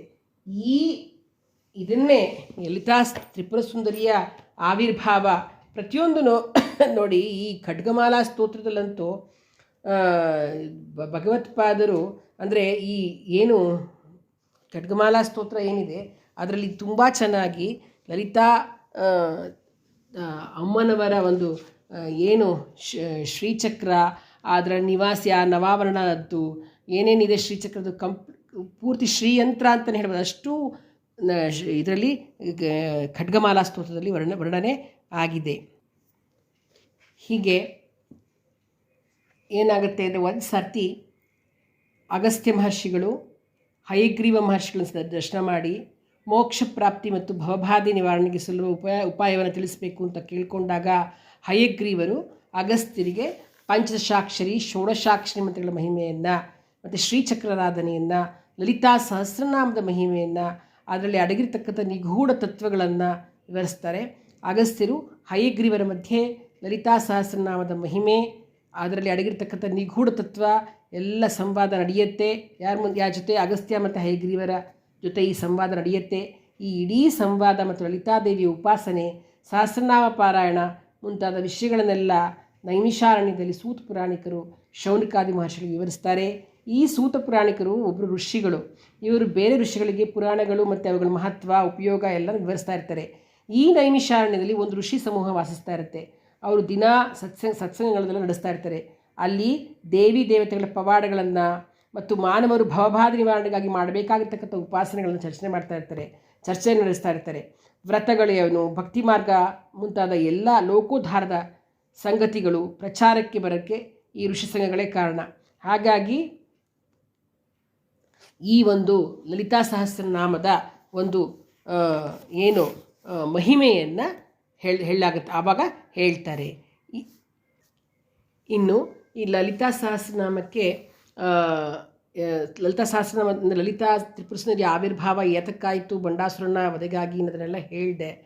ಈಗ ಆ ಲಲಿತಾ ತ್ರಿಪುರ ಸುಂದರಿಯ ಈ ಲಲಿತಾ ಅವಳ ಒಂದು ಸೌಂದರ್ಯವನ್ನು, ಅವಳ ಒಂದು ಮಹಿಮೆಯನ್ನು, ಅವಳನ್ನು ಸ್ತುತಿಸಲಿಕ್ಕೆ ಅಂತ ಸ್ತುತಿಸ್ತಕ್ಕಂತಹ ಒಂದು ಕೆಲಸವನ್ನು ಈ ಹಯಗ್ರೀವ ಅಗಸ್ತ್ಯರ ಒಂದು ಲೋಪಾಮುದ್ರೆಗೆ ಹೇಳ್ತಕ್ಕಂಥದ್ದನ್ನೆಲ್ಲ ನಾನು ನಿಮಗೆ ಸಂಕ್ಷಿಪ್ತವಾಗಿ ಎಲ್ಲ ಹೇಳಿದ್ದೀನಿ. ಈಗ ಆ ಲಲಿತಾ ಸಹಸ್ರನಾಮಕ್ಕೆ ಭಾಷ್ಯ ಬರೆದಿರ್ತಕ್ಕಂಥ ಶಂಕರಾಚಾರ್ಯರ ಬಗ್ಗೆ ಒಂದು 4 ಲೈನ್ ಹೇಳಲೇಬೇಕಾಗುತ್ತೆ. ಏನಪ್ಪ ಅಂತಂದರೆ, ಶಂಕರಾಚಾರ್ಯರು ಅವರು ಹೀಗೆ ಶ್ರೀಚಕ್ರಗಳನ್ನು ಎಲ್ಲೆಲ್ಲಿ ಭಾರತದಲ್ಲಿ ಸ್ಥಾಪನೆ ಆಗಿತ್ತೋ ಅಲ್ಲೆಲ್ಲ ನೋಡ್ತಾ ಬರ್ತಾರೆ. ಎಲ್ಲ ಆ ಕಾಲದಲ್ಲಿ ಹೇಗಿತ್ತು ಶಂಕರರ ಅವತಾರದ ಕಾಲದಲ್ಲಿಂದ ಶ್ರೀಚಕ್ರಗಳನ್ನೆಲ್ಲ ಸೌಮ್ಯಾಕ್ಷರದ ಬದಲು ಕ್ರೌರ ಬೀಜಾಕ್ಷರಗಳನ್ನು ಪಂಡಿತರು ತಿರುಗಿಸ್ಬಿಟ್ಟಿರ್ತಾರೆ. ಹಾಗಾಗಿ ಎಲ್ಲ ಕಡೆನೂ ಬರೀ ಏನಂದರೆ ಈ ವಾಮಾಚಾರ ಪದ್ಧತಿಯೇ ನಡೀತಾ ಇರುತ್ತೆ. ನಾನು ಶಂಕರ ಭಗವತ್ಪಾದರು ಯಾತಕ್ಕೆ ಅವ್ರದ್ದು ಆವಿರ್ಭಾವ ಆಯಿತು ಅಂತಂದರೆ, ಈ ಉಗ್ರ ಬೀಜಾಕ್ಷರಗಳನ್ನೆಲ್ಲ ಬದಲಾಯಿಸಿ, ಅರ್ಥ ಆಯ್ತಲ್ಲ, ಅದನ್ನು ಸಾತ್ವಿಕ ಬೀಜಾಕ್ಷರಗಳ ಶ್ರೀಚಕ್ರಗಳನ್ನು, ಯಂತ್ರಗಳನ್ನು ಶಕ್ತಿಪೀಠಗಳಲ್ಲಿ ಪ್ರತಿಷ್ಠಾಪನೆ ಮಾಡ್ತಾ ಬರ್ತಾರೆ ಪಾಪ ಅವರು. ಹಾಗೆ ಮಾಡ್ತಾ ಬರ್ತಾರೆ. ಮಧುರ ದಕ್ಷಿಣದಲ್ಲಿ ತಮಿಳುನಾಡಿನಲ್ಲಿ ಇದೆಯಲ್ಲ ಮಧುರೆ ಮೀನಾಕ್ಷಿ, ಅಲ್ಲಿಗೆ ಬರ್ತಾರೆ. ಮೀನಾಕ್ಷಿ ಮತ್ತು ಸುಂದರೇಶ್ವರನ ದೇವಸ್ಥಾನ ಇದೆ ನೋಡಿ. ಇಲ್ಲಿ ಅಷ್ಟಾದ ಶಕ್ತಿಪೀಠಗಳಲ್ಲಿ ಮಧುರೆ ಮೀನಾಕ್ಷಿ ಪೀಠ ಪ್ರಮುಖವಾಗಿರ್ತಕ್ಕಂಥದ್ದು. ಅಲ್ಲಿ ಬಂದಾಗ ಅಲ್ಲಿ ನೋಡ್ತಾರೆ, ಅಲ್ಲಿ ಪಾಂಡ್ಯರಾಜ ಅವರನ್ನು ಶಂಕರಾಚಾರ್ಯರನ್ನು ನೋಡಿದ ತಕ್ಷಣ ಭಾಳ ಭಕ್ತಿ ಶ್ರದ್ಧೆಗಳಿಂದ ನಮ್ಮ ಅರಮನೆಗೆ ಬನ್ನಿ ಅಂತ ಕರೀತಾರೆ. ಆದರೆ ಶಂಕರರು, ನಾನು ಭಿಕ್ಷೆ ಸ್ವೀಕರಿಸ್ತೀನಿ, ಆದರೆ ಇಲ್ಲಿ ಉಳ್ಕೊಳ್ಳೋದಿಲ್ಲ, ನಾನು ದೇವಸ್ಥಾನದಲ್ಲಿ ನಾನು ಉಳ್ಕೊಳ್ತೀನಿ, ಯಾಕೆಂದರೆ ಒಬ್ಬ ಯತಿಯಾಗಿರ್ತಕ್ಕಂಥವನು ಹಾಗೆಲ್ಲ ಪುರದಲ್ಲಿ ವಾಸ ಮಾಡೋ ಹಾಗಿಲ್ಲ ಅಂತ ಹೇಳ್ತಾನೆ. ಅದಕ್ಕೆ ತುಂಬ ಕೇಳ್ಕೊಳ್ತಾನೆ, ಯಾಕೆ ಹೋಗೋದು ಬೇಡ ಅಂತ ಪಾಂಡ್ಯರಾಜ. ಯಾಕೆ ಅಂತಂದರೆ ಅಲ್ಲಿ ತಾಯಿ ಅಂದರೆ ಅಲ್ಲಿ ಶ್ರೀಚಕ್ರದಲ್ಲಿ ಎಲ್ಲಿ ಉಗ್ರ ಬೀಜಗಳಿಂದ ಆವೃತವಾಗಿರ್ತಕ್ಕಂಥ ಜಾಗದಲ್ಲಿ ಅಮ್ಮನವರು ಇರೋದ್ರಿಂದ ಪ್ರತಿನಿತ್ಯ ರಾತ್ರಿ ಅವಳು ಹೊರಗಡೆ ವಿಹಾರಕ್ಕಾಗಿ ಬಂದು ಮನುಷ್ಯರನ್ನ ಕೊಂದು ತಿಂದ್ಕೊಂಡು ಹೋಗ್ತಾ ಇರ್ತಾಳೆ. ಅದೆಲ್ಲ ಗೊತ್ತಿರುತ್ತಲ್ಲ. ಈಗ ರಾತ್ರಿ ಇವನು ಕೂತ್ಕೊಂಡ್ಬಿಟ್ರೆ ಇವನೇ ಮೊದಲು ಬಲಿಪಶು ಆಗೋದು ಅಂತ ಚೆನ್ನಾಗಿ ಗೊತ್ತಿರುತ್ತೆ ಪಾಂಡ್ಯರಾಜಂಗೆ. ಅದಕ್ಕೆ ಅವನೇನು ಮಾಡ್ತಾನೆ, ಹೋಗಬೇಡಿ ಅವ್ನಿಗೆ ಎಷ್ಟು ಹೇಳಿದ್ರೂ ಕೂಡ ಶಂಕರಾಚಾರ್ಯರು ಕೇಳೋದೇ ಇಲ್ಲ. ನಾನು ಹೋಗ್ತೀನಿ, ನನಗೇನೂ ಆಗೋದಿಲ್ಲ ಅಂಥೇಳಿ ಹೊಟ್ಟೋಗ್ತಾರೆ. ಹೋಗ್ಬಿಟ್ಟು ಕೂತ್ಕೊಂಡ್ಬಿಡ್ತಾರೆ. ಪಾಪ ಪಾಂಡ್ಯರಾಜಂಗೆ ನಿದ್ರೆನೇ ಬರಲ್ಲ. ಅನ್ಯಾಯವಾಗಿ ಸನ್ಯಾಸಿಯನ್ನು ಅಮ್ಮನವರು ಬಲಿ ತೆಗೆದುಕೊಳ್ತಾರೆ. ಆ ಪಾಪ ನನಗೆ ಎಲ್ಲ ಎಷ್ಟು ಪೀಳಿಗೆ ಕಾಡಿಸುತ್ತೋ ಅಂತ ಪಾಪ ತುಂಬಾ ಟೆನ್ಷನಲ್ಲಿ ಓಡಾಡ್ತಾ ಇರ್ತಾನೆ. ಸರಿ, ಬಂದುಬಿಡ್ತಾರೆ ಶಂಕರಾಚಾರ್ಯರು ಬಂದು ಅಲ್ಲಿ ಕೂತ್ಕೊಂಡ್ಬಿಡ್ತಾರೆ. ಎಲ್ಲಿ ಗರ್ಭಗುಡಿ ಮುಂದೆ ಕೂತ್ಕೊಂಡ್ಬಿಡ್ತಾರೆ. ಕೂತ್ಕೊಂಡಾಗ ಅಮ್ಮನವರು ಮಾಮೂಲಿ ಸಂಜೆ ಹೋಗಬೇಕಲ್ಲ, ಆಗ ಅವಳು ಹೊರಡ್ತಾಳೆ. ಏನು ಸಂಜೆ ಇದು ಏನು ಗಂಟೆಗಳಲ್ಲಿ ತಾನಾಗೆ ಬಾರಿಸ್ಕೊಳ್ತವೆ. ತಾಯಿ ಆ ಪೀಠದಲ್ಲಿ ಕೂತಿರ್ತಾಳಲ್ಲ, ಅಲ್ಲಿಂದ ಮೆತ್ತಿಗೆ ಎದ್ದು ನಿಂತ್ಕೊಂಡು ಬರ್ತಾಳೆ. ನಮಸ್ಕಾರ ಮಾಡ್ತಾಳೆ ಸುಂದರೇಶ್ವರನಿಗೆ. ನಮಸ್ಕಾರ ಮಾಡಿ ಅವಳು ಹೀಗೆ ಮುಂದಕ್ಕೆ ಹೋಗ್ತಾಳೆ. ಗರ್ಭ ಗುಡಿಯ ದ್ವಾರದ ಮೇಲೆ ನಿಂತ್ಕೋತಾಳೆ. ಯಾಕೆಂದರೆ ಅಲ್ಲಿ ಒಬ್ಬ ಯುವ ಯೋಗಿ ಕಾಣಿಸ್ತಾನೆ. ಯಾರಿದು, ಎಂತಹ ತೇಜಸ್ಸು, ಎಷ್ಟು ಒಂದು ಲಕ್ಷಣವಾಗಿರ್ತಕ್ಕಂತಹ ಮುಖ ಅಂತ ನೋಡ್ತಾನೆ. ಬಾಲಶಂಕರನ ನೋಡ್ತಾ ಇರಲ್ಲ. ನೋಡಿಬಿಟ್ಟಾಗ ಇದು ಈಶ್ವರ ಚಿಕ್ಕವನಿದ್ದಾಗ ಇದನ್ನೆಲ್ಲ ಹಾಗೇ ಕಾಣಿಸ್ತಾ ಇದ್ದಾನಲ್ಲ, ಇವನು ನೋಡಿದಾಗ ನನಗೆ ಮಾತೃ ಮಮತೆ ಉಕ್ಕಿ ಬರ್ತಾ ಇದೆಯಲ್ಲ ಅಂತ ಅಂದ್ಕೊಳ್ತಾಳೆ. ಅದು ಈ ಸಮಯದಲ್ಲಿ ನನ್ನ ಮಂದಿರದಲ್ಲಿ ಇದ್ದಾನಲ್ಲ ಅಂತ ಅವಳಿಗೆ ಆಶ್ಚರ್ಯ ಆಗುತ್ತೆ. ಸರಿ, ಅವಳೇನು ಮಾಡ್ತಾಳೆ, ಆ ಕಡೆ ಬರ್ತಿದ್ದಂಗೆ ಗರ್ಭಗುಡಿಯ ಹೊಸ್ಲು ದಾಟ್ಕೊಂಡು ಅವಳು ಆ ಕಡೆ ಬರ್ತಿದ್ದ ಹಾಗೇ ಅವಳಲ್ಲಿ ತಮಸ್ಸು ಆವರಿಸ್ಬಿಡುತ್ತೆ. ಅವಳಲ್ಲಿರೋ ಸಾತ್ವಿಕ ರೂಪ ಮಾಯ ಆಗಿಬಿಡುತ್ತೆ. ಸರಿ, ಅವಳದು ಮರಕತ ಶ್ಯಾಮವರ್ಣ ಆಗಿದ್ದು ನೀಲಮೇಘವರ್ಣ ಆಗುತ್ತೆ. ಭಯಂಕರಳಾಗ್ಬಿಡ್ತಾಳೆ. ಏನು ನಾನು ಹಿಂದೆ ಬಿಡ್ತೀನಿ ಅನ್ನೋ ಕ್ರೂರ ನೋಟದಿಂದ ಮುಂದೆ ಬರ್ತಾಳೆ. ಒಳ್ಳೆ ಕಾಳಿ ಥರ ಬರ್ತಾಳೆ. ಅವಳನ್ನು ನೋಡಿ ಶಂಕರಾಚಾರ್ಯರು ನೋಡಿಬಿಟ್ಟು ಸೌಂದರ್ಯದ ಖನಿಯಾಗಿರ್ತಕ್ಕಂಥ ಮೀನಾಕ್ಷಿಯ ರೂಪವನ್ನು ನೋಡ್ತಾರೆ. ಅವರಿಗೆ ಭಕ್ತಿಭಾವ ಬರುತ್ತೆ. ಅವಳಿಗೆ ಸ್ತೋತ್ರ ರೂಪದಲ್ಲಿ ಅವಳನ್ನು ಹೊಗಳ್ತಾರೆ. ಆದರೆ ಶಂಕರಾಚಾರ್ಯರಿಗೆ ಅವಳ ಒಂದು ತಾಮಸ ರೂಪವೂ ಕೂಡ ಮನೋಜ್ಞವಾಗಿಯೇ ಕಾಣಿಸುತ್ತೆ, ಅಮ್ಮನ ಥರ ಕಾಣಿಸ್ತಾಳೆ. ಆದರೆ ಅಮ್ಮನ ಬಗ್ಗೆ ಯಾರೂ ಕೂಡ ಯಾವುದೇ ರೀತಿಯ ನೆಗೆಟಿವ್ ಕಾಮೆಂಟ್ಸ್ ಹೇಳಲ್ಲ ನೋಡು. ಹಾಗಾಗಿ ತಾನಾಗಿಯೇ ಅವರ ಬಾಯಿಂದ ಸ್ತೋತ್ರ ಹೊರಹೊಮ್ಮತ್ತೆ. ಅವ್ರನ್ನ ತಿನ್ನಲೇಬೇಕು ಅಂಥೇಳಿ ಒಳ್ಳೆ ಹೆಂಗೆ ಬರ್ತಾ ಇದ್ದಾಳೆ ಅಂತಂದರೆ, ಅಮ್ಮನವರು ಬರ್ತಾಳೆ, ಹತ್ರಕ್ಕೆ ಬರ್ತಾಳೆ. ಆದರೆ ನನ್ನನ್ನು ಎಷ್ಟು ಸೊಗಸಾಗಿ ವರ್ಣಿಸ್ತಾ ಇದ್ದಾನೆ ಇವನು ಅಂತ ಅಂದ್ಕೊಂಡೊಳಗೆ ನೋಡ್ತಾಳೆ. ಅವನ ಒಂದು ಶಂಕರಾಚಾರ್ಯರ ಒಂದು ಭಕ್ತಿ ಪರವಶತೆ ಯಾವ ಮಟ್ಟದಲ್ಲಿ ಇತ್ತು ಎಲ್ಲನೂ ನೋಡ್ತಾ ಇರ್ತಾಳೆ. ಅವಳು ಹೇಳ್ತಾಳೆ, ನಿಂಗೆ ನನ್ನನ್ನು ನೋಡ್ರೆ ಹೆದರಿಕೆ ಆಗಲ್ವ ನಿನಗೆ? ಇಷ್ಟೊಂದು ನಿರ್ಭಯವಾಗಿ ನನ್ನನ್ನು ನೋಡಿ ನೀನು ಸ್ತುತಿಸ್ತಾ ಇದೆಯಾ? ಅದು ಎಂತಹ ಪದಲಾಲಿತ್ಯ, ಅದೆಂತಹ ಮನೋಜ್ಞವಾಗಿದೆ ನಿನ್ನ ಕಂಠಸ್ವರ, ನಿನ್ನ ಭಕ್ತಿಗೆ ಎಣೆಯುಂಟಾ ಅಂತ ಎಲ್ಲ ಕೇಳ್ತಾರೆ. ಅವನು ಆ ಮಟ್ಟದಲ್ಲಿ ಆ ಅಮ್ಮನವ್ರನ್ನ ಸ್ತುತಿ ಮಾಡ್ತಾ ಇರ್ತಾರೆ ಶಂಕರಾಚಾರ್ಯರು. ಅವರು ಶಂಕರರು ಭಗವತಿಗೆ ಸಾಷ್ಟಾಂಗ ನಮಸ್ಕಾರವನ್ನು ಮಾಡಿ, ಅಮ್ಮ ಶಾಂಭವಿ, ನೀನು ಮಹಾಮಾತೆ, ನೀನು ಸರಸ್ವತಿ ದೇವಿಯ ವೀಣೆಯಾಗಿರ್ತಕ್ಕಂತಹ ಕಚ್ಚಪಿಯ ಮಧುರನಾದವನ್ನು ಮೀರಿಸ್ತಕ್ಕಂತಹ ಸುಮಧುರ ನಾದದಲ್ಲಿ ನುಡಿತಾಳೆ ಜಗನ್ಮಾತೆ. ನಿನ್ನ ಸ್ತೋತ್ರಕ್ಕೆ, ನಿನ್ನ ಭಕ್ತಿಗೆ ಮೆಚ್ಚಿದೆ. ನಿನ್ನ ಕವಿತ್ವ ಚಿರಸ್ಥಾಯಿಯಾಗಿರಲಿ. ನಿನ್ನ ಕವಿತ್ವ ಇದೆಯಲ್ಲ, ಆ ಕವಿತ್ವದ ಮಹಾ ಸಮುದ್ರದಲ್ಲಿ ಮುಳುಗಿ ಅರ್ಥ ಮಾಡಿಕೊಳ್ತಕ್ಕಂತಹ ಮಾನವರು ಕೂಡ ಧನ್ಯರಾಗ್ತಾರೆ. ಆ ನಿನ್ನ ಒಂದು ಕವಿತೆಯನ್ನು ಅರ್ಥ ಮಾಡ್ಕೊಳ್ಳೋಕೆ ಒಂದು ಜನ್ಮ ಸಾಲದು. ನಿತ್ಯ ಪಾರಾಯಣ ಮಾಡ್ತಕ್ಕಂಥವ್ರು ನಿನ್ನ ಸ್ತೋತ್ರಗಳನ್ನು, ಈ ಸ್ತೋತ್ರಗಳು ನೀ ಹೇಳಿದೆಯಲ್ಲ, ಈ ಸ್ತೋತ್ರಗಳನ್ನೆಲ್ಲ ಯಾರು ಪಠಿಸ್ತಾರೋ ಅವರು ಶ್ರೀಚಕ್ರಾರ್ಚನೆ ಮಾಡಿದಷ್ಟು ಫಲವನ್ನು ಪಡೀತಾರೆ. ಅಷ್ಟು ಮಹತ್ತರವಾಗಿರ್ತಕ್ಕಂಥದ್ದು. ನಿನ್ಗೇನು ಬೇಕು ವರ ಕೇಳು, ನಾವು ಕೊಟ್ಟುಬಿಡ್ತೇನೆ, ನಾನು ಹೋಗಬೇಕು ಸಂಹಾರ ಕಾರ್ಯಕ್ಕೆ ಅಂತ ಹೇಳ್ತಾನೆ. ಆಗ ಒಂಚೂರು ಸಮಯನೇ ವ್ಯರ್ಥ ಮಾಡಲಿಲ್ಲ. ನಾನು ನೋಡಮ್ಮ ಬಾಲ್ಯದಲ್ಲಿಯೇ ಸನ್ಯಾಸವನ್ನು ಸ್ವೀಕರಿಸಿದೆ. ಆದ್ದರಿಂದ ನನ್ನ ಹೃದಯದಲ್ಲಿ ಬಾಲ್ಯದ ಕೋರಿಕೆ ಒಂದು ಉಳಿದುಕೊಂಡ್ಬಿಟ್ಟಿದೆ. ಅದೇನು ಅಂತಂದರೆ, ಅಮ್ಮ ಶಂಕರಾಚಾರ್ಯರು ಹೇಳ್ತಾರೆ, ನಾನು ನನ್ನ ಅಮ್ಮನೊಂದಿಗೆ ಜನ್ಮ ನೀಡಿದ್ಲಲ್ಲ, ನನ್ನ ಅಮ್ಮನೊಂದಿಗೆ ಪಗಡೆ ಆಡಬೇಕು ಅಂತ ಆಸೆ ಇತ್ತು. ಆದರೆ ಅದು ನೆರವೇರಲೇ ಇಲ್ಲ. ನಾನು ಸನ್ಯಾಸ ಸ್ವೀಕರಿಸ್ಬಿಟ್ಟೆ. ಸನ್ಯಾಸಿ ಆದಮೇಲೆ ನಾನು ಯಾವ ಗೃಹಿಣಿಯೊಂದಿಗೂ ಪಗಡೆ ಆಟ ಆಡಿ ನನ್ನ ಕೋರಿಕೆಯನ್ನು ನೆರವೇರಿಸ್ಕೊಳ್ಬಾರ್ದು ಅಲ್ವಾ? ಹಾಗಾಗಿ ಪಶುಪತಿಯೊಂದಿಗೆ ಪಗಡೆ ಆಡಿ ಅವನನ್ನೇ ಸೋಲಿಸ್ದವಳು ನೀನು. ಈಶ್ವರನೊಂದಿಗೆ ಪಗಡೆ ಆಡಿ ಪ್ರತಿ ಬಾರಿ ಗೆಲ್ತಾ ಇದ್ದು ನೀನೇ ಅಂತೆ. ಅಷ್ಟೊಂದು ನಿಪುಣತೆ ನಿನ್ನದು.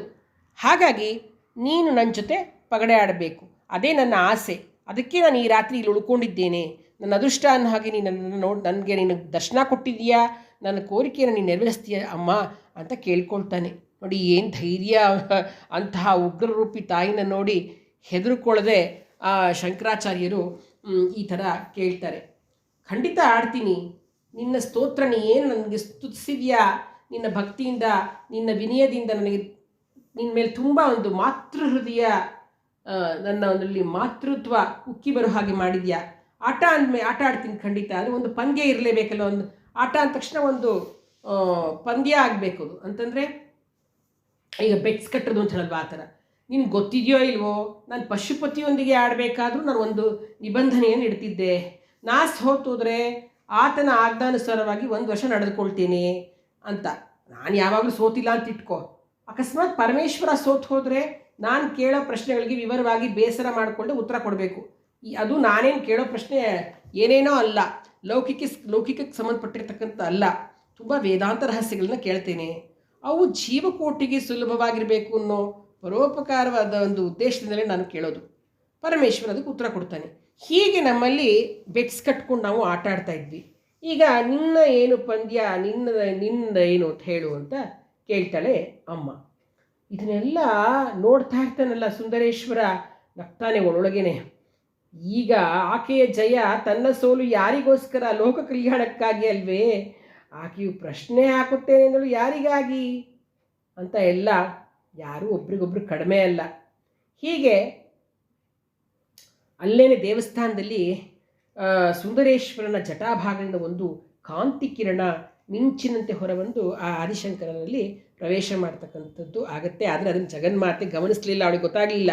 ಶಂಕರರ ಶರೀರ, ಹೃದಯ ನಿಜವಾಗ್ಲೂ ಒಂದು ಕ್ಷಣಕಾಲದಲ್ಲಿ ದಿವ್ಯಾನುಭೂತಿಗೊಳಗಾಗುತ್ತೆ.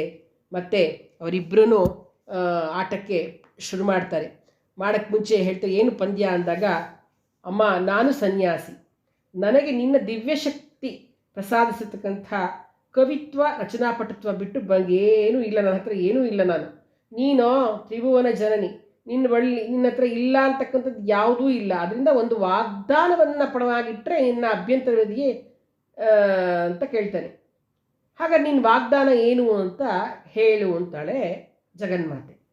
ತಾಯಿ ಕರುಣಾನಿಲಿಯೇ, ನೀನು ತಾಮಸ ಶಕ್ತಿ ರೂಪವನ್ನು ತಳೆದು ಈ ಸಂಹಾರ ಕೃತ್ಯವನ್ನು ನೀನು ಮಾಡ್ತಾ ಇದೆಯಲ್ಲ, ಅದು ನಂಗೆ ಇಷ್ಟ ಆಗ್ತಾ ಇಲ್ಲ, ನಂಗೆ ತುಂಬ ಬೇಜಾರಾಗ್ತಾ ಇದೆ. ಆಟದಲ್ಲಿ ನೀ ಸೋತ್ರೆ ನೀನು ನಿನ್ನ ಈ ತಾಮಸ ಪ್ರವೃತ್ತಿಯನ್ನು ಬಿಟ್ಟು ಸಾತ್ವಿಕ ತೇಜೋರೂಪಿಯಾಗಿ ಎಲ್ಲರನ್ನೂ ಕಾಪಾಡಬೇಕು. ಇನ್ನು ನಾನು ಸೋತ್ರೆ ನನಗೇನು ಬೇಜಾರಿಲ್ಲ, ನೀ ನನ್ನನ್ನೇ ಮೊದಲು ತಿಂದು ಹಾಕ್ಬಿಡು ಅಂತ ಹೇಳ್ತಾನೆ.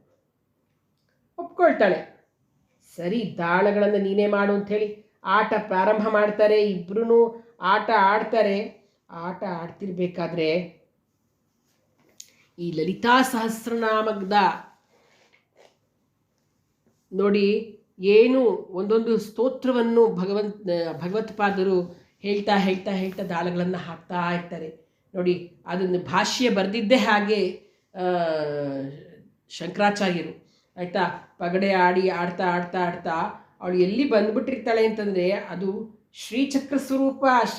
ಪ್ರತಿ ಸ್ತೋತ್ರದಲ್ಲಿ ಅಂದರೆ ಏನಂದರೆ ಅವನು ಶಂಕರಾಚಾರ್ಯರು ಹೇಳ್ತಾರೆ, ಅಮ್ಮ ನಿನ್ನೊಂದಿಗೆ ಪಗಡೆ ಆಡ್ತಕ್ಕಂಥ ಈ ಕಾಲವನ್ನು ನಾನು ನಿಜವಾಗ್ಲೂ ಬೆಲೆ ಕಟ್ಟೋಕ್ಕಾಗಲ್ಲ. ಆದರೆ ಈ ಆಟವನ್ನು ನಾನು ಸುಮ್ಮನೆ ಆಟದ ಥರ ಟೈಮ್ ವೇಸ್ಟ್ ಮಾಡೋಕ್ಕಾಗಲ್ಲ. ಹಾಗೆ ಈ ಆಟ ಆಡೋಷ್ಟು ಹೊತ್ತು ಈ ಕಾಲವನ್ನು ನಿನ್ನ ಲಲಿತಾ ಸಹಸ್ರನಾಮ ಸ್ತೋತ್ರದ ಕೆಲವು ನಾಮಗಳನ್ನು ಪಠಿಸ್ತಾ ಅವುಗಳ ಅರ್ಥವನ್ನು ಚಿಂತಿಸ್ತಾ ಈ ಕ್ಷಣಗಳಿಗೆ ಅದ್ಭುತವಾಗಿರ್ತಕ್ಕಂಥ ಪವಿತ್ರತೆಯ ಪ್ರಯೋಜನವನ್ನು ಉಂಟು ಮಾಡ್ಕೋತೇನೆ ಅಮ್ಮ. ಸರ್ವಸ್ತೋತ್ರಗಳಲ್ಲೂ ನಿನ್ನ ಶ್ರೀಚಕ್ರಾರ್ಚನೆ ಅಂತರ್ಗತವಾಗಿರುವಂತೆ ಅಕ್ಷರಬದ್ಧತೆ ಮಾಡೋಕ್ಕೆ ನನಗೆ ಈ ಕಾಲ ಸಹಕಾರಿಯಾಗಿದೆ. ಎಷ್ಟೋ ಭಾಷ್ಯಗಳನ್ನು ಬರೆದಿದ್ದೇನೆ, ಆದರೆ ಲಲಿತಾ ಸಹಸ್ರ ಭಾಷ್ಯವನ್ನು ನಾನು ಬರೆದಿಲ್ಲ. ಪ್ರತಿ ಸ್ತೋತ್ರದಲ್ಲೂ ನಿನ್ನ ಶ್ರೀಚಕ್ರಾರ್ಚನೆ, ಶ್ರೀಚಕ್ರ ಸ್ವರೂಪ, ಶ್ರೀಚಕ್ರದಲ್ಲಿರ್ತಕ್ಕಂತಹ ಎಲ್ಲ ಸಾರವನ್ನು ನಾನು ಜೋಡಿಸಿದ್ದೇನೆ. ಆದರೆ ಲಲಿತಾ ಸಹಸ್ರನಾಮಕ್ಕೆ ನಾನು ಪ್ರತ್ಯೇಕವಾಗಿ ಭಾಷೆ ಬರೆದಿಲ್ಲ. ಆದ್ದರಿಂದ ನನಗಿನ್ನೂ ಮನಸ್ಸು ತೃಪ್ತಿಯಾಗುವಂತೆ ನಿನ್ನ ವರ್ಣನೆ ಮಾಡಿಲ್ಲ ಅಂತಲೇ ಅನಿಸ್ತಾ ಇದೆ. ನಿನ್ನ ಶ್ರೀಚಕ್ರ ವರ್ಣನೆಯಲ್ಲಿ ಪರಿಪೂರ್ಣತೆ ನಾನು ಸಾಧಿಸೇ ಇಲ್ಲ ಅಂತ ಅನಿಸ್ತಾ ಇದೆ. ನೋಡು, ಈ ವಿಶೇಷ ಕಾಲದಲ್ಲಿ ನಾನು ನಿನ್ನ ನಾಮಗಳನ್ನು ಉಚ್ಚರಿಸ್ತಾ ಆಟದಲ್ಲೇ ನಿನ್ನ ಗುಣಗಾನ ಮಾಡ್ತಾ ಇರ್ತೇನೆ, ಅಭ್ಯಂತರವಿಲ್ಲ ತಾನೇ ಅಂತ ಕೇಳಿದಾಗ ಅವಳು ಪಾಪ ಮಗ ಅಂತ ಅವನನ್ನು ಪುತ್ರವಾತ್ಸಲ್ಯದಿಂದ ಹಾಗೇ ಆಗಲಿ ಅಂತ ಆಶೀರ್ವಾದ ಮಾಡ್ತಾಳೆ ಜಗನ್ಮಾತೆ. ಆಟ ಪ್ರಾರಂಭ ಆಗುತ್ತೆ. ಕೂತ್ಕೊಂಡ್ಬಿಟ್ಟಿದ್ದಾರೆ. ಮಂಟಪದ ಮಧ್ಯದಲ್ಲಿ ಆದಿಶಂಕರರು ಕೂತ್ಕೊಂಡಿದ್ದಾರೆ. ಗರ್ಭಗುಡಿಯಲ್ಲಿ ಜಗಜ್ಜನನಿ ನಿಂತ್ಕೊಂಡಿದ್ದಾಳೆ, ವಿರಾಜಮಾನವಾಗಿದ್ದಾಳೆ. ಎಲ್ಲ ದೇವತೆಗಳು, ಭೂಮಿ ಹಾಗೆ ಇರ್ತಕ್ಕ ಮುಂತಾದ ಪಂಚಭೂತಗಳು, ಅಷ್ಟದಿಕ್ಕುಗಳು, ದಿಕ್ಪಾಲಕರು, ಅಷ್ಟವಸುಗಳು, ಏಕಾದಶ ರುದ್ರರು, ಮರುದ್ಗಣಗಳು, ಅಶ್ವಿನಿ ದೇವತೆಗಳು, ಯೋಗಿಗಳು, ಯೋಗಿನಿಯರು, ಅವಧೂತರು, ಪಾತಾಳ ಲೋಕದ ನಾಗದೇವತೆಗಳು, ಸತ್ಯ ತಪೋಲೋಕಗಳ ಆದಿತ್ಯ ಅಗ್ನಿ ದೇವತಾಗಣ ಎಲ್ಲರೂ ಕೂಡ ಇದರಲ್ಲಿ. ಆದರೆ ದೃಶ್ಯರಾಗಿ ಅಲ್ಲ, ಅದೃಶ್ಯರಾಗಿದ್ದುಕೊಂಡೇ ಈ ಮಹಾ ಅದ್ಭುತವಾಗಿರ್ತಕ್ಕಂಥ ಆಟವನ್ನು ವೀಕ್ಷಣೆ ಮಾಡ್ತಾ ಇದ್ದಾರೆ. ಸರಿ, ಇವರಿಬ್ಬರದು ಗರ ಬೀಳತ್ತೆ ಆಟ ಆಡ್ತಾರೆ. ಹೆಂಗೆ ಗೊತ್ತಾ, ಇವರು ಶಂಕರಾಚಾರ್ಯರು ಮಧ್ಯದಲ್ಲಿ ಲಲಿತಾ ಸಹಸ್ರನಾಮದ ಒಂದು ಸ್ತೋತ್ರಗಳನ್ನು ಹೇಳ್ತಾನೇ ಇರ್ತಾರೆ. ವಿಜಯ ವಿಮಲಾ ವಂದ್ಯಾ ವಂದಾರ್ಜುನೋತ್ಸಲ ಅಂತಾರೆ. ಏನು ಅವರಿಬ್ಬರು ಆಟದಲ್ಲಿ ಹೇಗೆ ಆಡ್ತಾರೆ ಅಂದರೆ ಅಮ್ಮ ಸೋಲೋದೇ ಇಲ್ಲ. ಯಾಕೆಂದರೆ ಅವಳು ಈಶ್ವರನ ಹತ್ರನೇ ಸೋತಿಲ್ಲ. ಆದರೆ ಅವರು ಒಂದೊಂದು ಮಂತ್ರ ಹೇಳಿದಂಗೂ ಲಲಿತಾ ಸಹಸ್ರನಾಮದ ಮಂತ್ರ ಹೇಳಿದಂಗೂ ಅದಕ್ಕೆ ಅವಳು ಅರ್ಥ ಕೇಳ್ತಾ ಇರ್ತಾಳೆ. ಹೆಂಗೆ ಅಂದರೆ, ನೀನು ವಿಶ್ವಸಾಕ್ಷಿನಿ ಸಾಕ್ಷಿ ಭರ್ಜಿತ ಅಂತೀಯಲ್ಲ, ಹೇಗೆ ಅಂತೆಲ್ಲ ಕೇಳ್ತಾಳೆ. ಆಗ ಅದಕ್ಕೆ ಅರ್ಥ ಹೇಳಬೇಕು. ಯಾಕೆಂದರೆ ಪ್ರತಿಯೊಂದಕ್ಕೂ ಶಂಕರರ ಬಾಯಿಯಿಂದಲೇ ಅದರ ಒಂದು ಭಾಷ್ಯವನ್ನು, ಅದರ ಅರ್ಥವನ್ನು ಕೇಳೋಕ್ಕೆ ಅವಳಿಗೆ ಆಸೆ. ಹಾಗಾಗಿ ಪ್ರತಿಯೊಂದಕ್ಕೂ ಅರ್ಥ ಹೇಳ್ತಾ ಹೋಗ್ತಾರೆ. ನಾನಿವಾಗ ಇವ್ರು ಏನು ಹೇಳಿದಾರೋ ಅದನ್ನು ನಾನು ನಿಮಗೆ ಒಂದೊಂದು ನಾಮ ಹೇಳಬೇಕಾದ್ರೂ ಅದರ ಅರ್ಥವನ್ನು ಹೇಳ್ತಾ ಹೋಗ್ತೀನಿ, ಏನು ಹೇಳಿದ್ರು ಅದನ್ನು ಹೇಳ್ತಾ ಹೋಗ್ತೀನಿ. ಈಗ ಹೀಗೆ ಆಟ ಆಡಿ ಕಡೆಗೆ ಇನ್ನೆಲ್ಲ ಮುಗಿಯುತ್ತೆ. ಅವಳು ಚೆನ್ನಾಗಿ ಗರಗಳು ಬೀಳೋ ಹಾಗೆ ದಾಳ ಹಾಕ್ತಾಳೆ. ನೋಡಪ್ಪ, ಆಟದ ಕೊನೆ ನಂದೇ ಸರತಿ, ಅರ್ಥ ಆಯ್ತಾ? ಇನ್ನೇನು ನಾನು ಮಧ್ಯಭಾಗಕ್ಕೆ, ನನ್ನ ಕಾಯಿಗಳೆಲ್ಲ ಮಧ್ಯಭಾಗಕ್ಕೆ ಹಣ್ಣಿಗೆ ಬಂದಿದೆ, ನಾನೇ ಗೆದ್ದೆ ಅಂತಾಳೆ ಮಹಾಮಾತೆ. ಆಗ ಹೌದು ತಾಯಿ, ಭೂಪುರುತ್ರಯ 4 ದ್ವಾರಗಳಲ್ಲಿ ನಾನೂ ಪ್ರವೇಶಿಸಿದೆ. 9ನೇ ಚಕ್ರವನ್ನು ಸಮೀಪಿಸಿದವು ತಾಯಿ. ನೀನು ಬಿಂದುವಿನಲ್ಲಿ ಬೈಂದವಾಸಿನಿಯಾಗಿ ಕುಳಿತಿದ್ದೀಯಾ. ಜಗನ್ಮಾತೆಯಾಗಿ ಗರಬಿದ್ದ ರೀತಿಯಲ್ಲಿಯೇ ಎಣಸಿಕಾಯಿ ನಡೆಸಿದೆ. ನೀನೇ ಗೆದ್ದೆಯಮ್ಮ. ನಿನ್ನ ಕೈಲಿ ಸೋಲುವುದಕ್ಕಿಂತ ನಿನ್ನ ಮಗನಿಗೆ ಬೇಕಾದ ಕೈವಲ್ಯ ಮತ್ತೇನಿದೆಯಮ್ಮ ಅಂತ ಆ ದಿವ್ಯ ದಾನಗಳನ್ನು ಅಮ್ಮನವರ ಪಾದಗಳ ಬಳಿ ಇಟ್ಟುಬಿಡ್ತಾರೆ ಶಂಕರಾಚಾರ್ಯರು. ನಾನು ಗೆದ್ದೆ. ನಮ್ಮ ಒಪ್ಪಂದದ ಪ್ರಕಾರ ನನ್ನ ಸಂಹಾರ ಕಾರ್ಯವನ್ನು ನಾಳೆಯಿಂದ ಮುಂದುವರಿಸ್ತೇನೆ. ಈ ದಿನ ನಿನ್ನ ಸ್ತೋತ್ರ ಪ್ರಿಯಳಾಗಿ ನಾನು ಆಟದಲ್ಲಿ ಮೈಮರೆತು ಕಾಲ ಸರಿದಿದ್ದು ನನಗೆ ಗೊತ್ತಾಗಲಿಲ್ಲ. 1 ರಾತ್ರಿ 3 ಯಾಮಗಳು ನನ್ನೊಂದಿಗೆ ಪಗಡೆ ಆಟ ಆಡಿ ನಿನ್ನ ಕೋರಿಕೆಯನ್ನು ನೆರವೇರಿಸಿಕೊಂಡು ಪುನರ್ಜನ್ಮವಿಲ್ಲದ ಮೋಕ್ಷವನ್ನು ನೀನು ಸಾಧಿಸ್ಕೊಂಡ್ಬಿಟ್ಟಿದ್ದೀಯಾ. ನಿನ್ನ ಮೇಲೆ ಗೆಲುವು ಸಾಧಿಸಿದ್ದೇನೆ. ನಾಳೆಯಿಂದ ನನ್ನ ಕಾರ್ಯವನ್ನು ಯಥಾಪ್ರಕಾರ ಮುಂದುವರಿಸ್ತೇನೆ. ನಮ್ಮ ಒಪ್ಪಂದವೂ ಅದೇ ಅಲ್ವಾ ಅಂತ ಹೇಳ್ತಾಳೆ ಜಗನ್ಮಾತೆ. ಹೌದು ಅಮ್ಮ, ಹೌದು, ಖಂಡಿತ. ಆಟದ ದೃಷ್ಟಿಯಿಂದ ಗೆಲುವು ನಿನ್ನದೇ. ಆದರೆ ಅಮ್ಮ, ಆಟದ ಕಡೆ ಒಂದ್ಸರಿ ನೀನು ನೀಟಾಗಿ ಕೂಲಂಕುಷವಾಗಿ ನೋಡಿಮ್ಮ. ಸಂಖ್ಯಾಶಾಸ್ತ್ರಕ್ಕೆ ಅನುಸಾರವಾಗಿ, ಅಕ್ಷರ ಸಂಖ್ಯಾಪರವಾಗಿ, ಮಂತ್ರಶಾಸ್ತ್ರಕ್ಕೆ ಅನುಗುಣವಾಗಿ ಗೆಲುವು ನನ್ನದೇ ಅಂತ ಹೇಳ್ತಾರೆ ಶಂಕರರು. ಅವರು ಒಂಚೂರು ಅಳಕೆ ಇಲ್ಲ, ದೃಢವಾದ ಸ್ವರದಲ್ಲಿ ಹೇಳ್ತಾರೆ. ಮಹಾಮಾತೆ ಕಣ್ಣರಳಿಸಿ ನೋಡ್ತಾಳೆ. ಏನು ಸಂಖ್ಯಾಶಾಸ್ತ್ರಪರವಾಗಿ ಅಂತ ನೋಡಿದಾಗ, ಒಂದು ಸಾರ್ತಿ ನಿನ್ನ ಪಾದಗಳ ಹತ್ತಿರದಿಂದ ಮಂಟಪದಲ್ಲಿ ಚಿತ್ರಿತವಾಗಿರ್ತಕ್ಕಂಥ ಈ ಆಟದ ಚಿತ್ರದವರೆಗೂ ನಿನ್ನ ಒಂದು ವಿಶಾಲ ನೇತ್ರಗಳ ಕೃಪಾಕಟಾಕ್ಷವನ್ನು ಹರಿಸು, ಹಿಂಗೆ ಗೊತ್ತಾಗತ್ತೆ ಅಂತ ನೋಡಿದ್ರೆ ಮನೆಯನ್ನು ಎಣಿಸ್ತಾ ನೋಡ್ತಾಳೆ. ಅಲ್ಲಿ ದೇವಿ ಸ್ವರೂಪಗಳನ್ನು ಅಲ್ಲೆಲ್ಲ ಇರುತ್ತಲ್ಲ, ಉಗ್ರ ಬೀಜಾಕ್ಷರಗಳನ್ನೆಲ್ಲ ತೆಗೆದು ಎಲ್ಲ ಪೂರ್ತಿ ಶ್ರೀಚಕ್ರದಲ್ಲಿ ಸೌಮ್ಯ ಬೀಜಾಕ್ಷರಗಳನ್ನು ಸ್ಥಾಪಿಸ್ಬಿಟ್ಟಿರ್ತಾರೆ ಶಂಕರಾಚಾರ್ಯರು. ಆಯಿತಾ, ಸಾತ್ವಿಕ ಬೀಜಾಕ್ಷರಗಳನ್ನು ಪ್ರತಿಷ್ಠೆ ಮಾಡಿಬಿಟ್ಟಿದ್ದಾರೆ. ಅಮ್ಮ, ನಿನ್ನೊಂದಿಗಿನ ಪಗಡೆ ಆಟ ಆಡಿದ್ದೀನಿ, ಅರ್ಥ ಆಯ್ತಾ? ಈಗ ನೋಡಿ, ಬಿಂದು ತ್ರಿಕೋಣ ವಸುಕೋಣ ದಶಾರಯುಗ್ಮನ್ವಸ್ತನಾಗದಳ ಷೋಡಶ ಪತ್ರಯುಕ್ತಂ ವೃತ್ತತ್ರಯಂಚ ಧರಣಿ ಸದನತ್ರಯಂಚ ಶ್ರೀಚಕ್ರರಾಜ ಉತ್ತಸ್ಪರ್ದೇವತಾಯ ಅಂತ. ಶ್ರೀಚಕ್ರ ಸ್ವರೂಪ ನವಾವರಣ ಸಹಿತವಾಗಿ, ನವಾವರಣ ಪೂಜಾವಿಹಿತವಾಗಿ, ನವಾವರಣ ಶಕ್ತಿ ದೇವತೆಗಳ ಸಹಿತವಾಗಿ ಭೂಪದಿಂದ ಪ್ರಾರಂಭ ಮಾಡಿ ತ್ರಿಕೋಣ ಬಿಂದುವಿನಲ್ಲಿ ನೀನು ವಿರಾಜಮಾನಳಾಗಿದ್ದೀಯಾ. ನಿನ್ನ ಸ್ವಸ್ಥಾನದಲ್ಲಿ ಬೈಂದವಾಸಿನಿಯಾಗಿ ನಿಂತುಬಿಟ್ಟಿದ್ದೀಯಾ. ಅಮ್ಮ ನೋಡಮ್ಮ, ಎಲ್ಲ ಸಾತ್ವಿಕ ಮಂತ್ರ ಲೇಪಿತಳಾಗಿದೆಯಾ ಅಂತ ಪ್ರತಿಯೊಂದನ್ನು ಹೇಳ್ತಾನೆ. ಬಿಂದುವಿನಿಂದ ಮೊದಲುಗೊಂಡು ಭೂಪುರತ್ರೆಯವರು ಎಲ್ಲ ಪ್ರತಿಯೊಂದನ್ನು ಹೇಳ್ಕೊಂಬರ್ತಾನೆ. ನಿನ್ನ ಎಲ್ಲ ಒಂದು ಈಗ ನೀ ಏನೇನು ಆಟ ಆಡಿದೆಯಲ್ಲ, ಪ್ರತಿಯೊಂದು ಬೀಜಾಕ್ಷರಗಳೆಲ್ಲ ನೋಡ್ಕೊಂಡು ಬಾ ಅಮ್ಮ ಹೇಗಿದೆ ಅಂತ. ಆಯಾ ಮುದ್ರಾದೇವತೆಗಳನ್ನು ನೋಡು, ಎಲ್ಲ ಹೇಗೆ ಜೀವ ತಳೆದಿವೆ. ಶ್ರೀಚಕ್ರರಾಜವು ನಿನ್ನ ದೇಹವಾದರೆ ಸಹಸ್ರನಾಮಾವಳಿ ನಿನ್ನ ನಾಮ ಅಮ್ಮ. ದೇಹವಿಲ್ಲದೆ ನಾಮವಿಲ್ಲ, ನಾಮವಿಲ್ಲದೆ ದೇಹವೂ ಇಲ್ಲ. ನಿನ್ನ ಅಪಾರ ಕರುಣೆಯಿಂದ ಈ ರಾತ್ರಿಯಲ್ಲಿ ನನ್ನ ತಪಸ್ಸನ್ನು ಧಾರೆ ನಾನು ಏರ್ಪಡಿಸಿರ್ತಕ್ಕಂಥ ಈ ಒಂದು ನೂತನ ಸಿದ್ಧಿಯನ್ನು ಅಮ್ಮ, ನಿನ್ನ ಶ್ರೀ ಚಕ್ರರಾಜವನ್ನು ನೀನು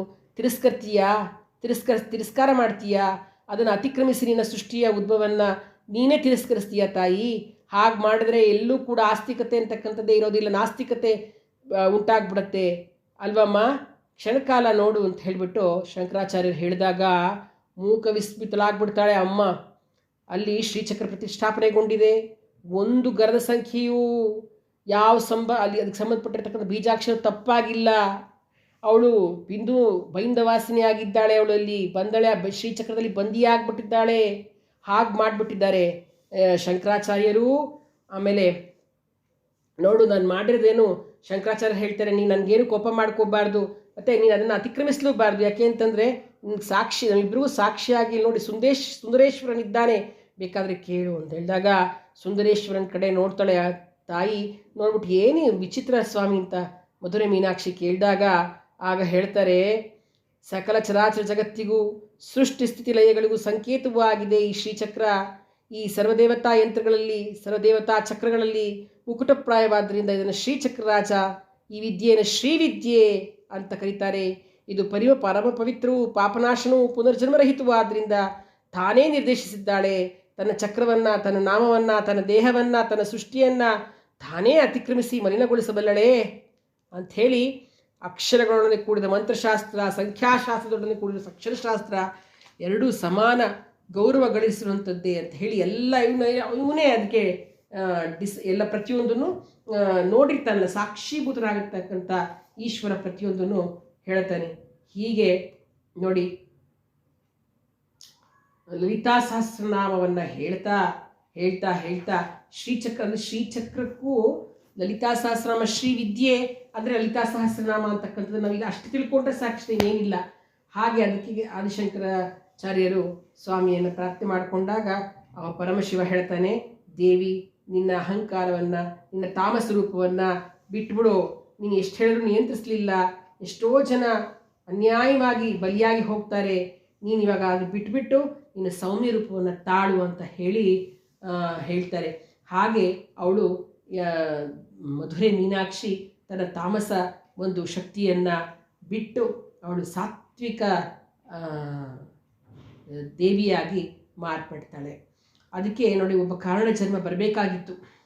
ಅವರೇನೆ ನಮ್ಮ ಭಗವತ್ಪಾದರು ಸನ್ಯಾಸಿಯಾಗಿ ಬಾಲ್ಯದಲ್ಲೇ ಎಲ್ಲ ದೇವರನ್ನ ಸಾಕ್ಷಾತ್ಕಾರ ಮಾಡಿಕೊಂಡು ಮಂತ್ರದುಷ್ಟಾರರಾಗಿ ಬಂದು ಇವಳ ತಾಯಿ ಅನುಗ್ರಹಕ್ಕೆ ಪಾತ್ರರಾಗಿ ಮಾತೃ ಪ್ರೇಮದಿಂದ ಪುತ್ರ ವಾತ್ಸಲ್ಯಗಳಿಂದ ಜಯಿಸಿ ಇನ್ಯಾವ ವಿಧದಲ್ಲೂ ನಿನ್ನ ಶಕ್ತಿಯನ್ನು ಜಯಿಸಲಿಕ್ಕಾಗಲ್ಲ ಅಂತ ಗೊತ್ತಿದ್ದು ಈ ಕೆಲಸವನ್ನು ಮಾಡಿದ್ರು ಅನ್ನೋದನ್ನೆಲ್ಲ ಹೇಳಿ ಆಗುತ್ತೆ. ಆ ಬೆಳಗಾಗತ್ತಿಗೆ ಏನಾಗಿರುತ್ತೆ, ಎಲ್ಲ ಸೌಮ್ಯ ಬೀಜಾಕ್ಷರಗಳಿರೋದ್ರಿಂದ ಮುಂದೆ ಎಂದೂ ಕೂಡ ತಾಯಿ ತಾಮಸಿಕ ರೂಪವನ್ನು ತಾಳ್ದೇನೆ ಅವಳು ಸೌಮ್ಯ ದೇವಿಯಾಗಿ ಬದಲಾಗ್ತಾಳೆ. ಈ ರೀತಿಯಾಗಿ ಶಂಕರಾಚಾರ್ಯರು ಲಲಿತಾ ಸಹಸ್ರನಾಮವನ್ನು ಬರೆದು, ಅದರ ಭಾಷ್ಯವನ್ನು ಬರೆದು ಶ್ರೀಚಕ್ರದಲ್ಲಿ ಅಮ್ಮನವರನ್ನು ಬಿಂದು ಸ್ಥಾನದಲ್ಲಿ ಇಟ್ಟು ಸೌಮ್ಯ ಬೀಜಾಕ್ಷರಗಳನ್ನು ಹಾಕಿ ಪೂಜೆ ಮಾಡಲಿಕ್ಕೆ ಅವಕಾಶ ಮಾಡಿಕೊಡ್ತಕ್ಕಂತಹ ಕೆಲಸವನ್ನು ಶಂಕರಾಚಾರ್ಯರು ಮಾಡ್ತಾರೆ. ಆದ್ದರಿಂದ ಶ್ರೀವಿದ್ಯೆ ಅಂತಂದರೆ ಏನಂತಂದರೆ ನೋಡಿ, ಶ್ರೀಚಕ್ರವನ್ನು ಪೂಜೆ ಮಾಡ್ತಕ್ಕಂಥದ್ದು ಒಂದೇ, ಅದೇ ಶ್ರೀವಿದ್ಯೆ, ಅದೇ ಲಲಿತಾ ಸಹಸ್ರನಾಮ ಪಠಣ. ಈ ಲಲಿತಾ ಸಹಸ್ರನಾಮ ಅಂತಕ್ಕಂಥದ್ದು ಎಷ್ಟು ಅದ್ಭುತವಾಗಿರ್ತಕ್ಕಂಥದ್ದು ಅಂತಂದರೆ, ಆ ಅಮ್ಮನವರ ಸಾಕ್ಷಾತ್ ಅಮ್ಮನವರ ಕೃಪಾ ಕಟಾಕ್ಷಕ್ಕೆ ನಾವು ಸುಲಭವಾಗಿ ಅವಳ ಕೃಪಾ ಕಟಾಕ್ಷಕ್ಕೆ ಪಾತ್ರರಾಗಬೇಕು ಅಂತಂದರೆ ಲಲಿತಾ ಸಹಸ್ರನಾಮ ನಮಗೆ ಸುಲಭವಾದ ಮಾರ್ಗ. ಆ ಲಲಿತಾ ಸಹಸ್ರನಾಮವನ್ನು ಪ್ರತಿನಿತ್ಯ ಪಠಿಸೋದ್ರಿಂದ ನಮಗೆ ಅಷ್ಟೈಶ್ವರ್ಯಗಳನ್ನು, ಎಲ್ಲ ರೀತಿಯ ಐಶ್ವರ್ಯಗಳನ್ನು ತಾಯಿ ಪ್ರಸಾದಿಸ್ತಾಳೆ ಅನ್ನೋದರಲ್ಲಿ ಸಂದೇಹವೇ ಇಲ್ಲ. ನಾನು ಮುಂದಿನ ಸಂಚಿಕೆಯಿಂದ ಒಂದೊಂದೇ ನಾಮದ ಒಂದು ಅರ್ಥವನ್ನು ಹೇಳ್ತಾ ಹೋಗ್ತೇನೆ. ಧನ್ಯವಾದಗಳು.